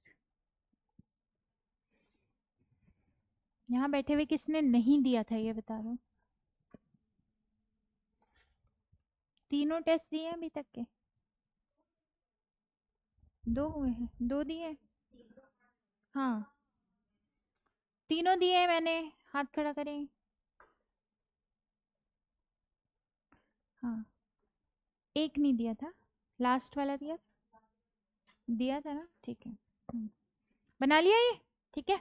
अब एक कमेटी आपको याद रखनी है, आप पसंद तो नहीं करोगे ये बात, लेकिन ये साथ के साथ नाम आपको याद रखने पड़ेंगे, ठीक है। एक कमेटी है दैट इज ड्राफ्टिंग कमेटी, कब बनी थी, 29 अगस्त 19, ठीक है। इसका आपके काम जो था, वो सारा का सारा काम जो था, मतलब वो ये था कि ड्राफ्ट बनाना है कॉन्स्टिट्यूशन का। क्या बनाना है, ड्राफ्ट बनाना है कॉन्स्टिट्यूशन का। हमने पहले BN राव लिखे थे कॉन्स्टिट्यूशनल एडवाइजर, सेकेंड मीटिंग के अंदर।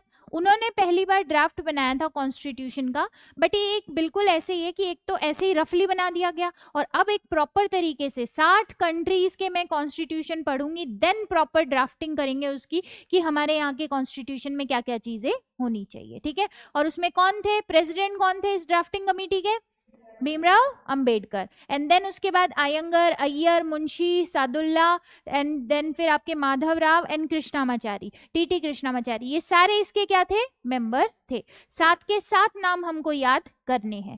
जिनको रिप्लेस किया था इन्होंने, वो आपके नाम लिखे हुए हैं मैंने, जैसे एन माधव राव ने किसको रिप्लेस किया था, बीएल मित्तर को।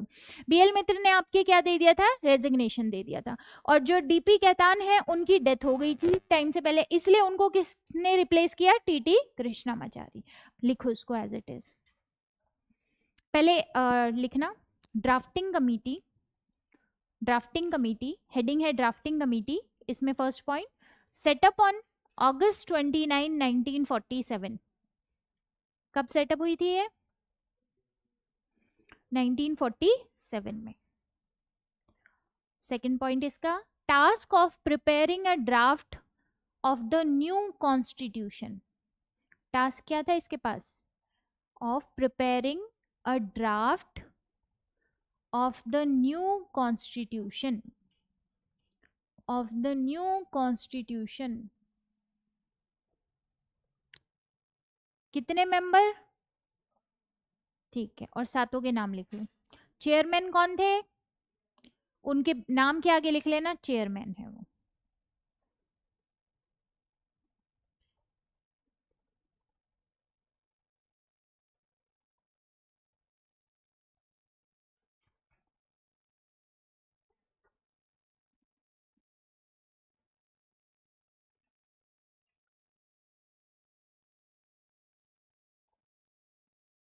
यहाँ पे मैंने टी टी कृष्णामाचारी लिखा है, आप वी टी कृष्णामाचारी का नाम भी सुन लोगे तो उससे कंफ्यूज नहीं होना। और कितनी देशों का संविधान पढ़ा इन्होंने, अराउंड 60। और फिर उसके बाद में क्या किया इन्होंने, अपना कॉन्स्टिट्यूशन बना दिया। कॉन्स्टिट्यूशन की फर्स्ट रीडिंग हुई, सेकंड रीडिंग हुई, थर्ड रीडिंग हुई। थर्ड रीडिंग के बाद में आपके सारा कॉन्स्टिट्यूशन जो है 26 नवंबर की जो डेट थी 1949 को, तब कॉन्स्टिट्यूएंट असेंबली ने अडॉप्ट कर दिया कि हाँ भाई ये हमारा फाइनल कॉन्स्टिट्यूशन है। अलग से रीडिंग करने की जरूरत क्या थी, फर्स्ट सेकंड थर्ड,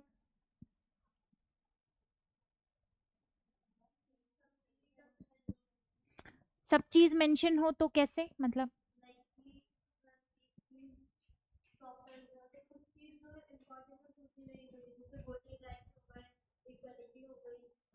हम्म, तो इसको मीटिंग में कैसे डिसाइड करोगे, रीडिंग में क्या एक ही बार में पढ़ लो।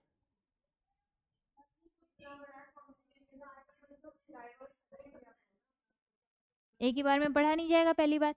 सेकंड चीज, अमेंडमेंट भी करने पड़ेंगे बहुत सारे, है ना, अमेंडमेंट भी तो करने पड़ेंगे, तो बहुत सारे अमेंडमेंट भी किए गए उसके अंदर। तो बहुत सारी चीजें फिर वापस जो है अमेंड की गई, एंड देन फिर फाइनल कंक्लूजन आया कि हाँ ये वाला जो फॉर्म है ये हमको चलेगा। क्लियर। और कब किया आपने वो पूरा अडॉप्ट, आपने मतलब कॉन्स्टिट्यूएंट असेंबली ने, 26 जनवरी, जनवरी किसने बोला, गलती से बोल दिया मैम, खेतान। ठीक है, हो गया, नहीं हुआ, अरे लिखो चल, लिखो लिखो जल्दी।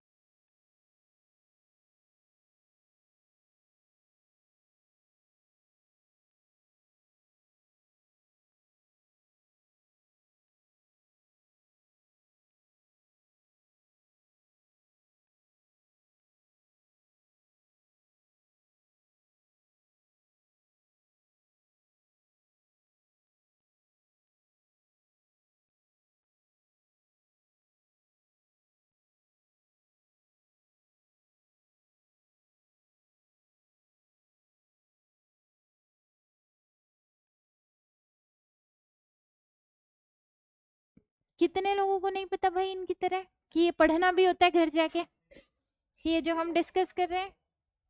तो और क्या पढ़ना है, नोट्स ही पढ़ना है। हाँ प्रणव, दिक्कत है, अच्छा तुमने बोला, हाँ रुकना, हाँ हो रहा है आराम से, ठीक है चलो ठीक है, जितने लोगों को दिक्कत आ रही है प्लस आप दोनों, है ना, रुकना है अभी क्लास के बाद, ओके ठीक है, लिख लिया नाम हमने। चलो नेक्स्ट, कुछ और पॉइंट्स, कितने ड्राफ्टिंग कमेटी ने कितने कंट्रीज का, आपके अराउंड कितनी कंट्रीज का कॉन्स्टिट्यूशन पढ़ा, देन उसके बाद आपका कॉन्स्टिट्यूशन प्रिपेयर किया और फिर कॉन्स्टिट्यूएंट असेंबली के सामने प्रेजेंट कर दिया। जब प्रेजेंट किया तो पहली बार फर्स्ट रीडिंग हुई जो कब से कब तक चली, 4 नवंबर से 9 नवंबर। सेकेंड रीडिंग कब से कब तक, 15 से 17 अक्टूबर तक। देन उसके बाद थर्ड रीडिंग 14 नवंबर से 26 नवंबर तक चली, और थर्ड रीडिंग के बाद में इस टाइम पीरियड तक जितने अमेंडमेंट रिकमेंड किए गए थे, सारे अमेंडमेंट जो सबको ठीक लगे वो कर दिए गए, जो नहीं ठीक लगे वो नहीं किए गए। देन फाइनली अडॉप्ट इसको कर लिया गया, कौन सी डेट को, 26 नवंबर 1949। और 26 नवंबर से ही, क्योंकि हमको इस डेट को इंपॉर्टेंस देनी थी, इसलिए हमने कहा फुल्ली इफेक्टिव इसको कब करेंगे, 26 जनवरी से, क्योंकि पूर्ण स्वराज डे बनाया था 1930 के अंदर, ठीक है, तो इसलिए इस डेट को हमको इंपॉर्टेंस देनी थी। तो हमने कहा पूरी तरह से तो लागू हम इस दिन करेंगे, लेकिन अभी से हमने कुछ प्रोविजन, जैसे फॉर एग्जाम्पल सिटीजनशिप हो गया, इलेक्शन हो गया एंड प्रोविजनल पार्लियामेंट, जो रिक्वायर्ड थे उस टाइम पीरियड के लिए, जरूरी थे कि 2-3 महीने भी वेट नहीं कर सकते, वो सारी चीजों को हमने उसी टाइम क्या कर दिया, इफेक्ट में ला दिया। किस डेट से ही, 26 नवंबर 1949। और फिर पूरा संविधान कब लागू हो गया आपका, 1950। बना लो इसको एज इट इज।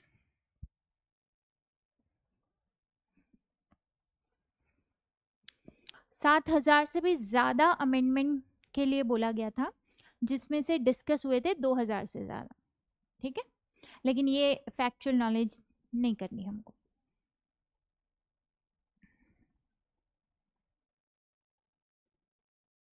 याद रखना 26 जनवरी 1950 के दिन को आप इतनी इंपॉर्टेंस क्यों दे रहे हो, क्योंकि 26 जनवरी को कौन सा दिन बनाया था, पूर्ण स्वराज डे।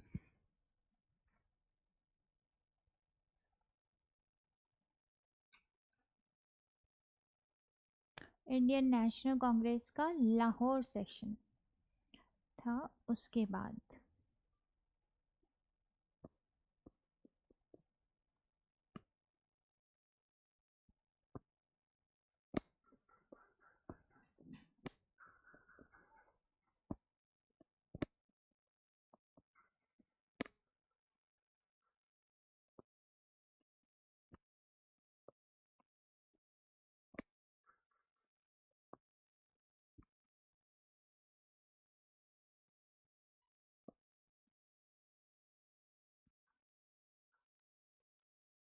हो गया,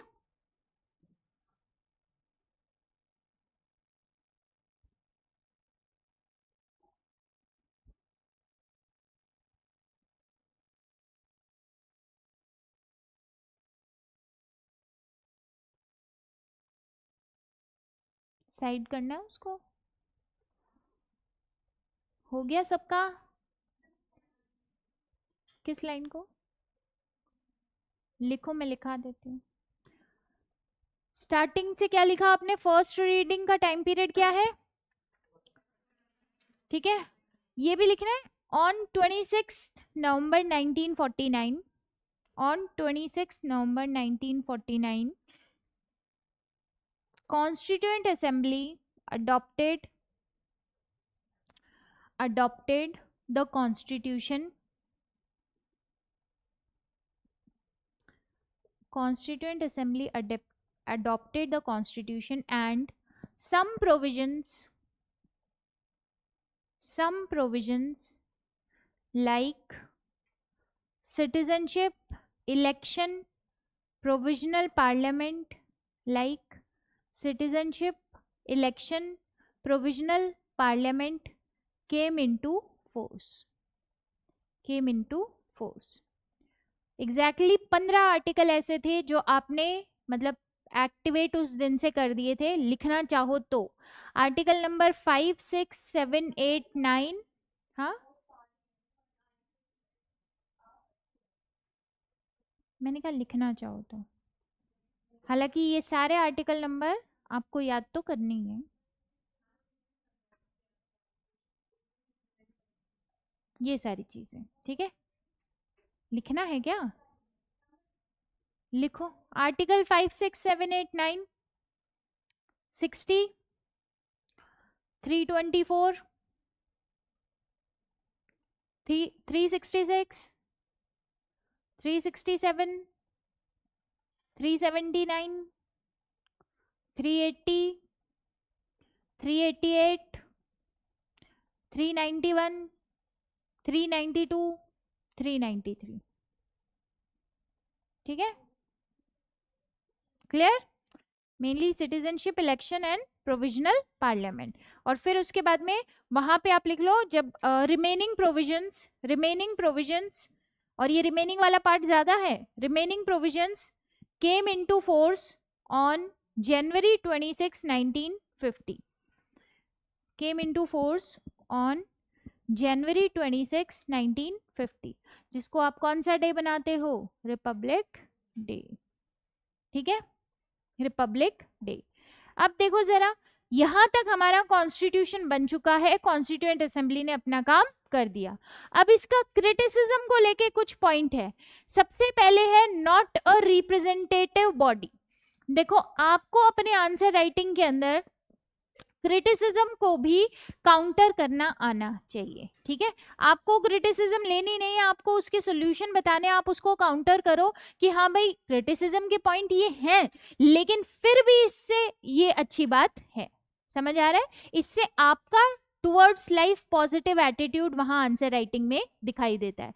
और क्या लगता है, जो पॉलिसी मेकर है वो सोल्यूशन ड्रिवन होने चाहिए या प्रॉब्लमैटिक होने चाहिए? खुद सोल्यूशन ड्रिवन। ठीक है, तो उनको ऐसी क्रिटिसिज्म वाली बातों में भी अच्छाई ढूंढना आना चाहिए। बताओ जरा, आप क्या काउंटर करोगे? सबसे पहले मैं बोल रही हूँ कि आपकी कॉन्स्टिट्यूएंट असेंबली को क्रिटिसाइज करें कि ये तो रिप्रेजेंटेटिव बॉडी थी ही नहीं, कोई रिप्रेजेंटेशन नहीं था इसके अंदर। डायरेक्ट इलेक्शन थोड़ी कराए थे आपने जो रिप्रेजेंटेटिव बॉडी होगी। अब बताओ,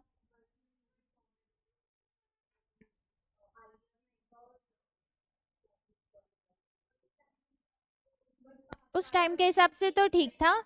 और जितने सेक्शन का रिप्रेजेंटेशन की आप बात कर रहे हो, उतने सेक्शन का रिप्रेजेंटेशन वहां पे था। ठीक है, सोसाइटी के डिफरेंट डिफरेंट सेक्शन का रिप्रेजेंटेशन वहां पे था। नो डाउट डायरेक्ट इलेक्शन नहीं थे, बट उस टाइम में वो पॉसिबल भी नहीं थे। ठीक है, सेकंड पॉइंट हम कह रहे हैं नॉट अ सॉवरेन बॉडी। फिर इसको लेकर आप बोलोगे, आपको तो कोई बता के गया था ऐसे बना लो।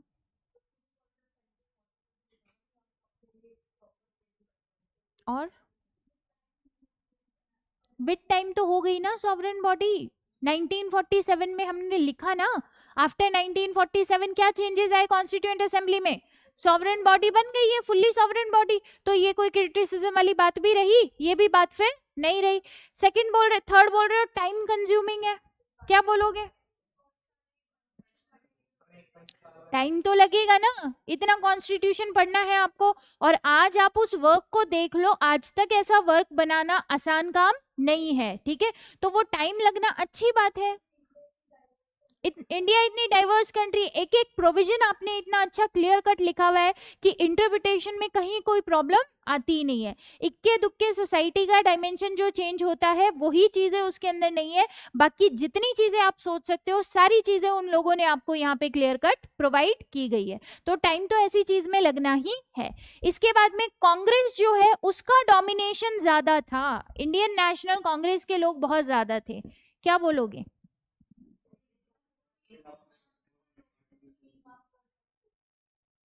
अच्छा, और सिंगल पार्टी वही थी और इंडिया की पॉपुलेशन को रिप्रेजेंट वही कर रही थी। ठीक है, तो इसमें कोई प्रॉब्लम नहीं है। हमको रिप्रेजेंटेशन उन्हीं में मिला हुआ था, तो उन्हीं लोगों का यहाँ डोमिनेशन होना कोई प्रॉब्लमेटिक चीज नहीं है। और आईएनसी में भी ऐसा थोड़ी ना था सिर्फ हिंदू थे, आईएनसी में भी बड़े बड़े नेता मुस्लिम भी रहे हैं, बाकी कम्युनिटी से भी बिलोंग करते हुए रहे हैं, सिख भी रहे हैं, तो यहाँ पे ये कोई बात नहीं होती। देन फिर उसके बाद में लॉयर एंड पॉलिटिशियन जो लोग हैं वो ज्यादा थे।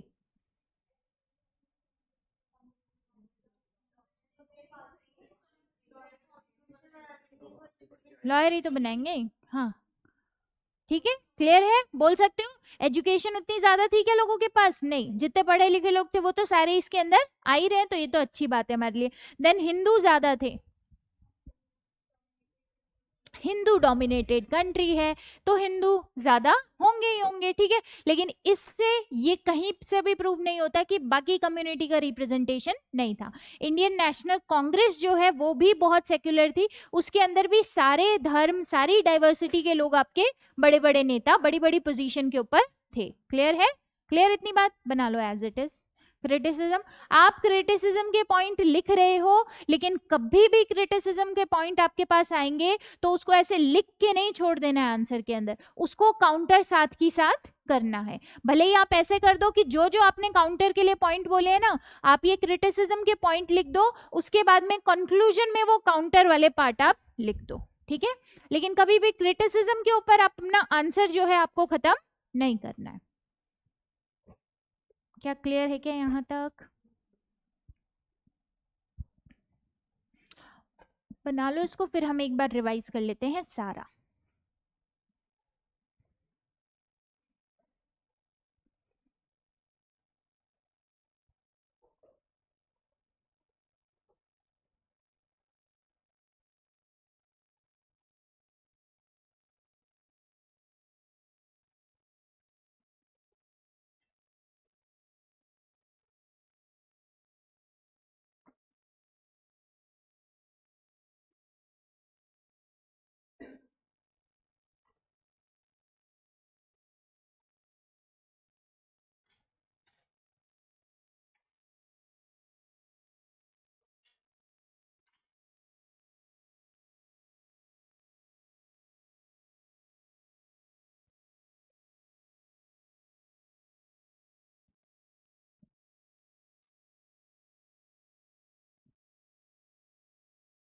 हो गया?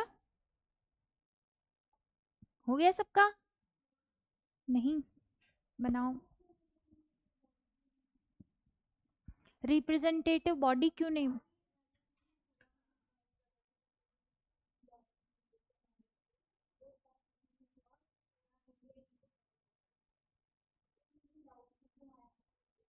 डायरेक्ट इलेक्शन को लेके सबसे बेसिक चीज आप रिप्रेजेंटेशन को लेके क्या बोलोगे कि डायरेक्ट इलेक्शन तो हो, इसीलिए तो हम काउंटर कर रहे हैं उस चीज को। वो तो वो बोलेंगे ना, क्रिटिसाइज करने वाले तो बोलेंगे कि भाई ये तो आपके कॉन्स्टिट्यूशन के लिए भी क्रिटिसाइज करने वाले कहते हैं अन इंडियन है, अन गांधीयन है, बिल्कुल कहते हैं, बोरोड है, और वो तो है भी, कहते हैं। बोरोड में तो कोई बुरी बात नहीं है, लेकिन अन इंडियन कहते हैं उसको, तो आप काउंटर करोगे ना उस चीज को। तो वो डायरेक्ट इलेक्शन के बेसिस पे कह रहे हैं रिप्रेजेंटेटिव बॉडी नहीं है, तो आप काउंटर करोगे उसको कि आप उस टाइम पीरियड के अंदर डायरेक्ट इलेक्शन नहीं कराए, कोई बात नहीं, बट सोसाइटी के जितने सेक्शन थे उनका रिप्रेजेंटेशन, आपको पता है, आपने खुद ने बोली ये बात कि जितने बड़े बड़े नेता थे सारे धर्म से बिलोंग करते हुए सब आईएनसी के लीडर्स थे, तो ये तो हमको पता है ना कि रिप्रेजेंटेटिव बॉडी तो थी, क्योंकि उस टाइम जो आईएनसी में था वो सब हमारा रिप्रेजेंटेशन थे, ठीक है, वो पूरे इंडिया का रिप्रेजेंटेशन थे। क्लियर? तो इसको हम काउंटर करेंगे। और क्रिटिसाइज करने की बात है तो क्रिटिसाइज तो फैक्ट्स के बेसिस पे वो करेंगे कि हाँ डायरेक्ट इलेक्शन तो नहीं हुआ ना, अभी भी बोलेंगे ही, आपके काउंटर करने के बावजूद भी बोलेंगे डायरेक्ट इलेक्शन तो नहीं था। आलोचना, बुराई करना किसी, हाँ बिल्कुल, होता तब भी वही लोग आते, होता अगर इलेक्शन तब भी वही लोग आते ना, वही सबसे बड़े लीडर उस टाइम में थे, पॉपुलर लीडर थे, और आपकी जनता जो है उनसे खुश थी, तो इसीलिए वही आपके इलेक्शन के अंदर भी आते। क्लियर? यहाँ तक की बात क्लियर है? देखो जरा, अब हम स्टार्टिंग से एक बार ये मेकिंग ऑफ द कॉन्स्टिट्यूशन पूरा देखते हैं। सबसे पहले हमने क्या बोला, वो अगर छोड़ दें तो कॉन्स्टिट्यूएंट असेंबली की डिमांड कर रहे हैं कौन? MN रॉय। फिर INC ऑफिशियली कॉन्स्टिट्यूएंट असेंबली की डिमांड करी है कब? 35 के अंदर। देन उसके बाद में जवाहरलाल नेहरू क्या कह रहे हैं? इंडिया का कॉन्स्टिट्यूशन कौन बनाएगा? इंडियंस बनाएंगे, बाहर के लोग इसमें नहीं होने चाहिए। तो उसके लिए क्या चाहिए? कॉन्स्टिट्यूएंट असेंबली, जो कि कैसे बने? अडल्ट फ्रेंचाइजी पे। फिर पहली बार आपके ब्रिटिश गवर्नमेंट कब मानी ये बात? कौन से ऑफर में? अगस्त ऑफर में 1940। 42 के अंदर क्या भेजा ब्रिटिश गवर्नमेंट ने? Cripps mission. क्रिप्स मिशन ने मान लिया कि कॉन्स्टिट्यूएंट असेंबली बना देंगे आपके लिए। और कैसे बनाएंगे? Indirectly elected. कौन पार्टिसिपेट करेगा इसके अंदर? लेजिस्लेटिव असेंबली के लोग। इसके बाद में मुस्लिम लीग ने क्या बोला? एक नहीं, दो कॉन्स्टिट्यूएंट असेंबली चाहिए, India and Pakistan. Cabinet mission आया कब? 1946। क्या इसने दो असेंबलीज के लिए हाँ भर दिया? नहीं, नहीं बनाएंगे, लेकिन एक स्कीम प्रोवाइड की। उस स्कीम में क्या बोला? Total strength of constituent assembly कितनी होगी? 389। 93 सीट्स कहां से आएंगी? Princely state. और 296 ब्रिटिश इंडिया। इसमें से 4 दिल्ली, अजमेर, मेरवाड़ा, कुर्ग एंड बलूचिस्तान। और बाकी की 11 गवर्नर की प्रोविंसेस से। इसके बाद इनका इलेक्शन होगा, नॉमिनेशन होगा bye head of the state, ठीक है। और इनका क्या होगा? इलेक्शन होगा कैसा? Indirect election. जो कि कौन पार्टिसिपेट करेगा इस इनडायरेक्ट इलेक्शन के अंदर? लेजिस्लेटिव असेंबली के लोग, ठीक है। और फिर एक चीज ऐड की थी हमने, जो कम्युनिटी को हमने डिवाइड की है, मुस्लिम, सिख एंड आपके जनरल, उन्हीं के जो रिप्रेजेंटेटिव हैं वही क्या करेंगे? इनको इलेक्शन के अंदर पार्टिसिपेट करेंगे। लिखा है ना आपने, लाइन ऐड की थी, ध्यान है। उसके बाद में हमने बोला इसलिए हम कह सकते हैं ये पार्टली नॉमिनेटेड है और पार्टली क्या है आपके? इलेक्टेड। क्या? Constituent assembly. देन इसके बाद हमारे रिजल्ट क्या रहा? INC को 208, मुस्लिम लीग को और बाकी 15 और 93 खाली, ठीक है, खाली, किसी को नॉमिनेट उन्होंने किया ही नहीं। इसके बाद कॉन्स्टिट्यूएंट असेंबली की मीटिंग होती है पहली, जिसके अंदर मुस्लिम लीग क्या बोल रही है? टाटा बाय बाय, ठीक है। तो सिर्फ और सिर्फ कितने लोगों ने अटेंड की? 211। इसके बाद में पहला आपके टेम्परेरी प्रेसिडेंट किसको बना दिया? डॉक्टर सच्चिदानंद सिन्हा, क्योंकि उस टाइम तक डेकोरम मेंटेन करने के लिए हमको जरूरत थी। फिर प्रॉपर इलेक्शन करा के किसको बना दिया प्रेसिडेंट सेकंड मीटिंग के अंदर? Rajendra Prasad. Vice president third meeting के अंदर क्या चीज मतलब इंट्रोड्यूस की गई? Objective resolution. किसने की? जवाहरलाल नेहरू ने। और यही ऑब्जेक्टिव रेजोल्यूशन जो है वो आज का मॉडिफाइड प्रीएम्बल है। ऑब्जेक्टिव रेजोल्यूशन में पहली बात क्या थी? इंडिपेंडेंट सॉवरेन रिपब्लिक इंडिया बनाने की। ये इंडियन यूनियन होगा जो कि किससे मिलके बना होगा? Other territories and other state and territories जो ज्वाइन करना चाहे, वॉलेंटरली जो ज्वाइन करना चाहे। देन उसके बाद थर्ड पॉइंट, ऑटोनॉमी दोगे, रेजिडुअरी पावर स्टेट को दोगे। फोर्थ पॉइंट, पावर अथॉरिटी का सोर्स क्या होगा? We the people of India होगा। देन उसके बाद में लोगों को क्या प्रोवाइड करो? Freedom, justice, equality, freedom. And then उसके बाद वेल प्रोटेक्शन किनका होना चाहिए? क्या आपको लगता है हमने ट्राइबल जो एरिया है वहां पे प्रोटेक्शन दे रखा है? कॉन्स्टिट्यूशन ने बैकअप दे रखा है ये चीज? तो ये सारी चीजें हमने कॉन्स्टिट्यूशन के अंदर आपके मेंशन की हैं। देन इसके बाद में एंशिएंट लैंड का एक ऑनर्ड स्टेट है। तो वो चीज जो वेलफेयर की आप बात करते हो, इंटरनेशनल वेलफेयर, ह्यूमन काइंड का वेलफेयर, पीस की बात करते हो, वो भी कंटिन्यू रहना चाहिए। हमारा जो कंट्रीब्यूशन है इंटरनेशनल सोसाइटी के अंदर वो कंटिन्यू रहना चाहिए। देन उसके बाद हमारे सॉवरेन राइट्स होने चाहिए, किसके ऊपर?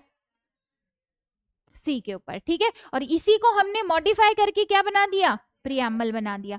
इसके बाद में हम आए थे ऑब्जेक्टिव रेजोल्यूशन के बाद इंडियन इंडिपेंडेंस एक्ट जब आपके पास हुआ तो कॉन्स्टिट्यूएंट असेंबली का रोल थोड़ा सा चेंज हुआ। सबसे पहले क्या बन गई है? फुल्ली सॉवरेन बॉडी, क्योंकि ब्रिटिश रूल अब खत्म। डुअल फंक्शन हो गए इसके। पहला फंक्शन संविधान बनाओ, दूसरा एज एन फर्स्ट पार्लियामेंट की तरह ऑर्डिनरी लॉ वगैरह भी बनाने पड़ेंगे, क्योंकि अब ब्रिटिश सरकार जो है वो खत्म। देन उसके बाद में हमने देखा 389 में से अब कितने बचे? और इनमें से भी कितने प्रेजेंट रहेंगे जब फाइनली आप वो करोगे, अडॉप्ट करोगे? 284, ठीक है। ये इतने ब्रिटिश प्रोविंसेस से और इधर 70 इससे। कॉन्स्टिट्यूएंट असेंबली के कितने सेशन? 11। कितना टाइम लगा? इसको कैसे याद रखोगे? 2 11 18। इसके बाद में लास्ट सेशन कब? जनवरी 1950। और फिर उसके बाद में किसकी तरह काम करेगी कॉन्स्टिट्यूएंट असेंबली? प्रोविजनल पार्लियामेंट की तरह, क्योंकि जनरल इलेक्शन तो आपने कब करा है? यहाँ पे।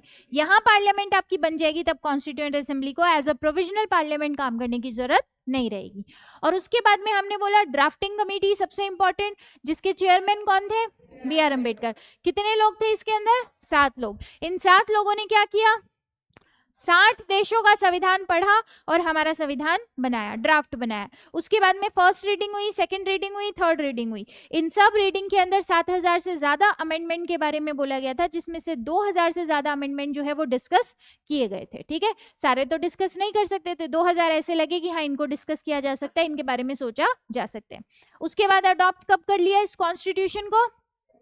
26 नवंबर को। और कौन कौन से प्रोविजन उसी दिन से लागू कर दिए? Provisional parliament. ठीक है, और उसके बाद पूरी तरीके से कब इसको इनेक्ट कर दिया? क्यों वो डेट चुनी आपने?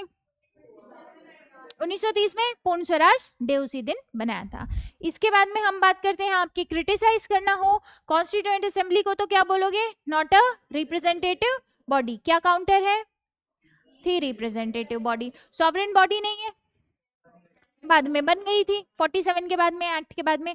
टाइम कंज्यूमिंग है, अच्छी चीजों में टाइम तो लगता ही है। देन उसके बाद में डोमिनेटेड है बाय कांग्रेस, तो उसमें कोई प्रॉब्लम हमको दिखती नहीं है। हिंदू डोमिनेशन ज्यादा है, कंट्री में हिंदू ज्यादा है तो हिंदू डोमिनेशन हो गई।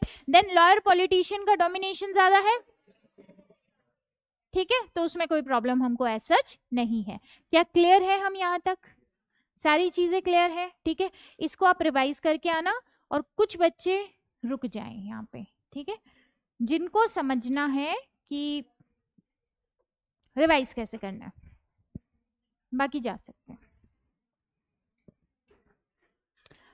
एक बार अटेंडेंस और लगवा के जाना।